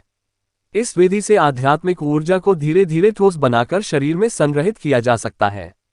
इससे न केवल उसकी शुद्धि प्रक्रिया में मदद मिलेगी, बल्कि उसे अपनी आध्यात्मिक ऊर्जा की सीमा बढ़ाने में भी मदद मिलेगी, जिससे उसकी साधना को बढ़ावा मिलेगा। पहली आध्यात्मिक गोली का उत्पादन कपास की तरह नर्म किसी की खेती में निरंतर वृद्धि के साथ आएगा, मजबूत और मजबूत होता जाएगा, जब तक कि यह एक रत्न के करीब न हो जाए। लेकिन गोलियों को नष्ट किए बिना ऐसे स्तर तक पहुंचने के लिए किसी को साधना के कम से कम 9वें चरण तक पहुंचने की आवश्यकता है। और जब 9वें चरण के सम्मानकर्ता मर जाते हैं, तो उनकी आत्मा की गोली राक्षसों के जादुई क्रिस्टल की तरह पीछे रह जाती है। दूसरे शब्दों में, इस लड़की द्वारा पहना गया आत्मा पवित्र वस्त्र 108 पूर्वजों की आत्मा की गोलियों से बनाया गया था। राक्षसों का तो जिक्र ही नहीं, यहाँ तक कि अन्य 5 मंदिर भी पवित्र आत्मा के वस्त्र के अस्तित्व से अनजान थे। जिस दिन से इसे बनाया गया था, उस दिन से इस दिव्य उपकरण को प्रदर्शित किया जाना बाकी था। इसका कारण सरल था, कोई भी उस पर काबू पाने में सक्षम नहीं था। स्पिरिट टेम्पल से संबंधित 108वें चरण के पावरहाउस द्वारा स्पिरिट गोलियां पीछे छोड़ दी गईं। उनकी आध्यात्मिक ऊर्जाओं के अभिसरण से कौन सी भयानक शक्ति निकलेगी।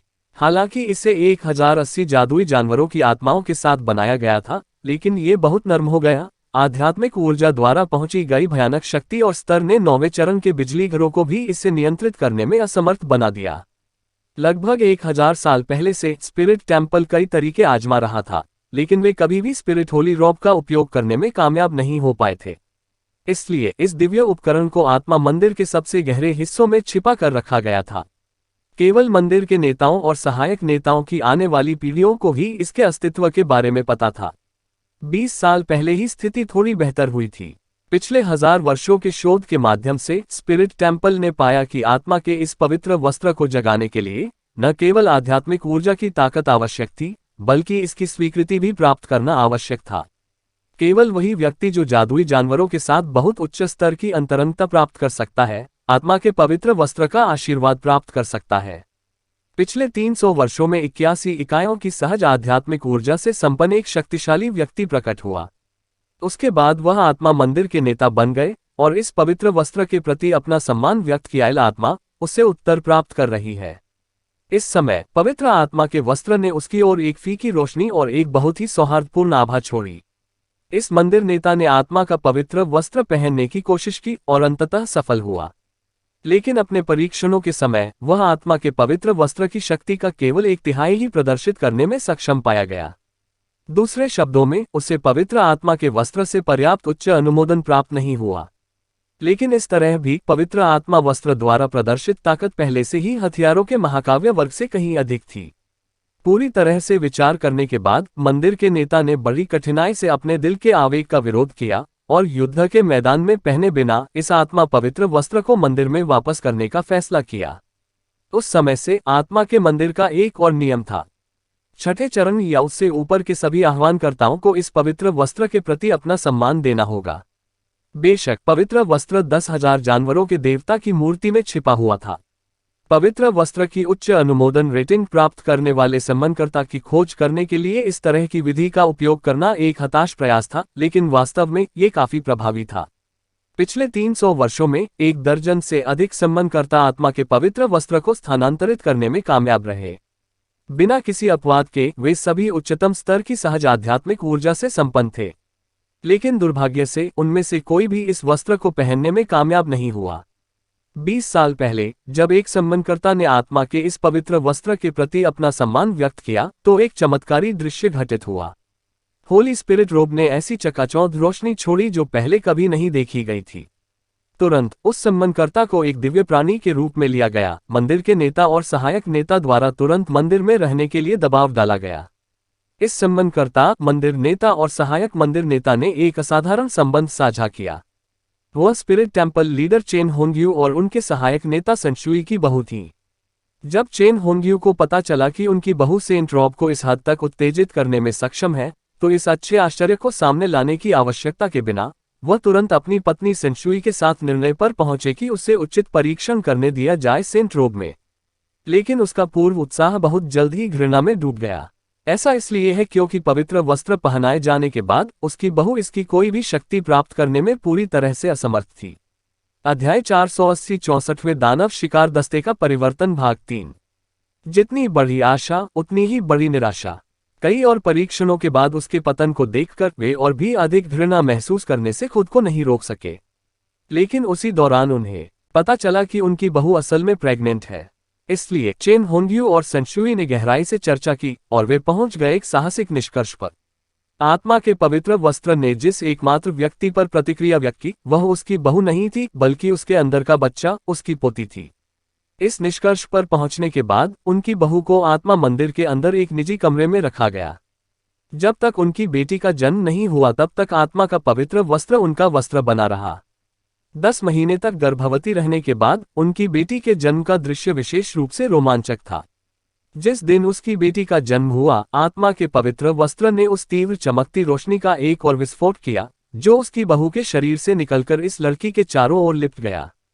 वह वर्तमान 64वें commander great demon hunt squad Chen Yang र का सम्मान करता था।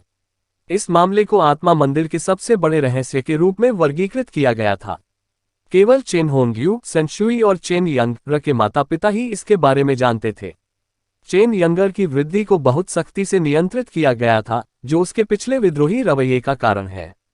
जैसा कि स्पिरिट टेम्पल के पूर्वजों ने अपेक्षा की थी, स्पिरिट होली रॉब के स्वामी को बहुत उच्च सहज आंतरिक आध्यात्मिक ऊर्जा की आवश्यकता थी, और चेन यंगर की आंतरिक आध्यात्मिक ऊर्जा 90 इकाइयों के स्तर को पार कर गई, जिससे वह आत्मा मंदिर में पैदा हुई पहली पवित्र आत्मा लड़की बन गई।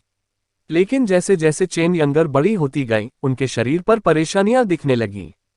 वह साधना करने में सक्षम थी, उसकी आध्यात्मिक ऊर्जा आश्चर्यजनक गति से बढ़ रही थी, लेकिन किसी भी आह्वान मंत्र का उपयोग करने में असमर्थ थी। यहां तक कि सबसे कम रैंक वाले स्पेल भी अच्छे नहीं गए। इसने सांशुई और चेन होंगयू को गहन चिंता में डाल दिया। अनगिनत विचार विमर्श, चिंतन और प्रयासों से गुजरने के बाद उन्होंने अंततः ये निर्धारित किया कि चेन यंगर के शरीर ने जानबूझकर उसके स्वभाव पर मुहर लगा दी थी। यह मुहर सीधे उसकी प्रतिभाशाली प्रतिभाओं से आई थी, और बाहरी ताकतें उसे इसे तोड़ने में मदद करने में सक्षम नहीं थीं। लेकिन इतनी तीव्रता की सील को तोड़ने के लिए चेन यंगर को साधना के 7वें चरण तक पहुंचने की आवश्यकता थी। लेकिन आखिरकार वह पवित्र आत्मा लड़की थी, और उसे एक असाधारण क्षमता का उपहार दिया गया था, और वह था क्रिएचर समनिंग गेट। लेकिन दुर्भाग्य से उसकी खेती अपर्याप्त थी, जिससे वह क्रिएचर समनिंग गेट की शक्ति को ठीक से संभालने में असमर्थ हो गई। इस प्रकार वह लॉन्ग हाउ चेन की टीम की सबसे अविश्वसनीय सदस्य बन गई। जैसे जैसे समय बीतता गया, चीजें बदलती गईं। डेमन हंट स्क्वाड में पूर्ण प्रशिक्षण प्राप्त करने के बाद चेन यंगर ने अपने विद्रोही और अज्ञानी चरण को पार कर लिया। राक्षसों के खिलाफ लगातार लड़ाई के माध्यम से अपनी खेती को लगातार बढ़ाते हुए और अपने कमांडर की प्रगति को देखते हुए उसका पो धीरे धीरे गायब हो गया। उसकी जगह ताकत की लालसा ने ले ली।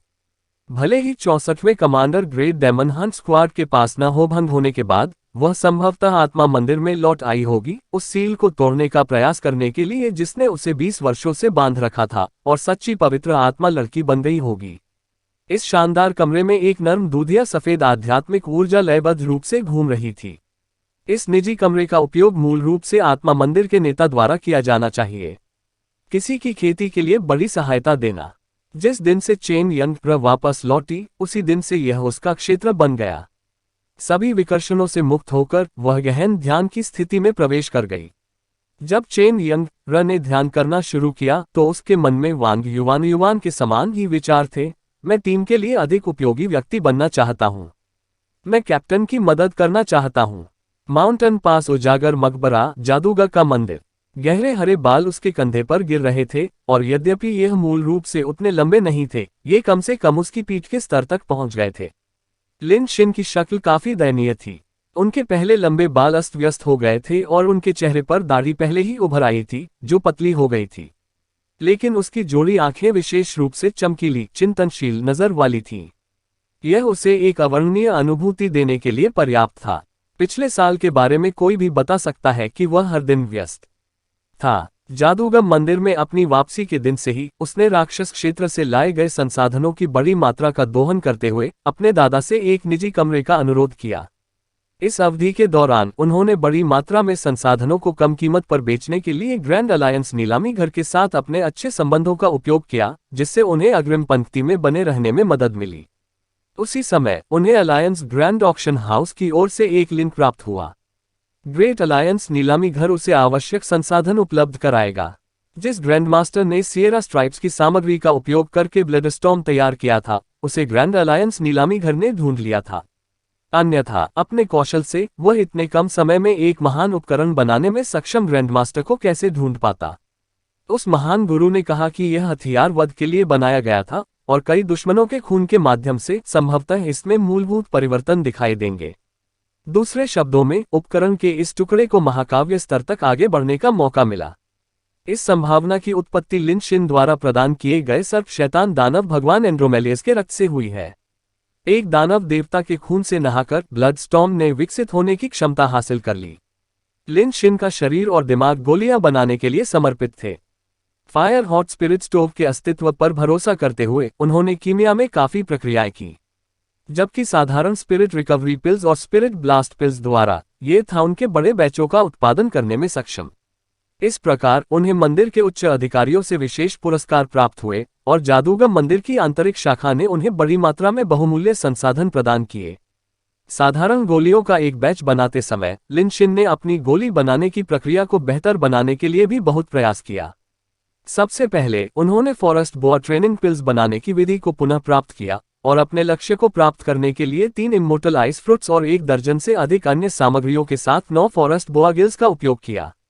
इनमें से उन्होंने बोआ किंग ऑफ द फॉरेस्ट के गिल और इनर पिल का उपयोग करके कुल 35 गोलियां बनाई, जो 5 लोगों के लिए पर्याप्त थी।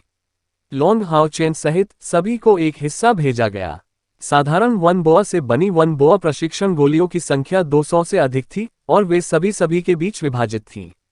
उनमें से केवल 30 को ही दानव हंट स्क्वाड के मिशन टॉवर की ओर पहुंचाया गया, जिससे बड़ी मात्रा में रिटर्न योगदान अंक प्राप्त हुए।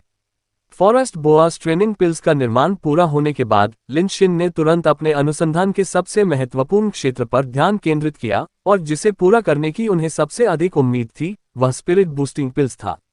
जैसे ही लॉन्ग हाउचेन और लिन शिन मिले, लिन शिन ने उसे स्पिरिट रश पिल्स की एक बोतल दी।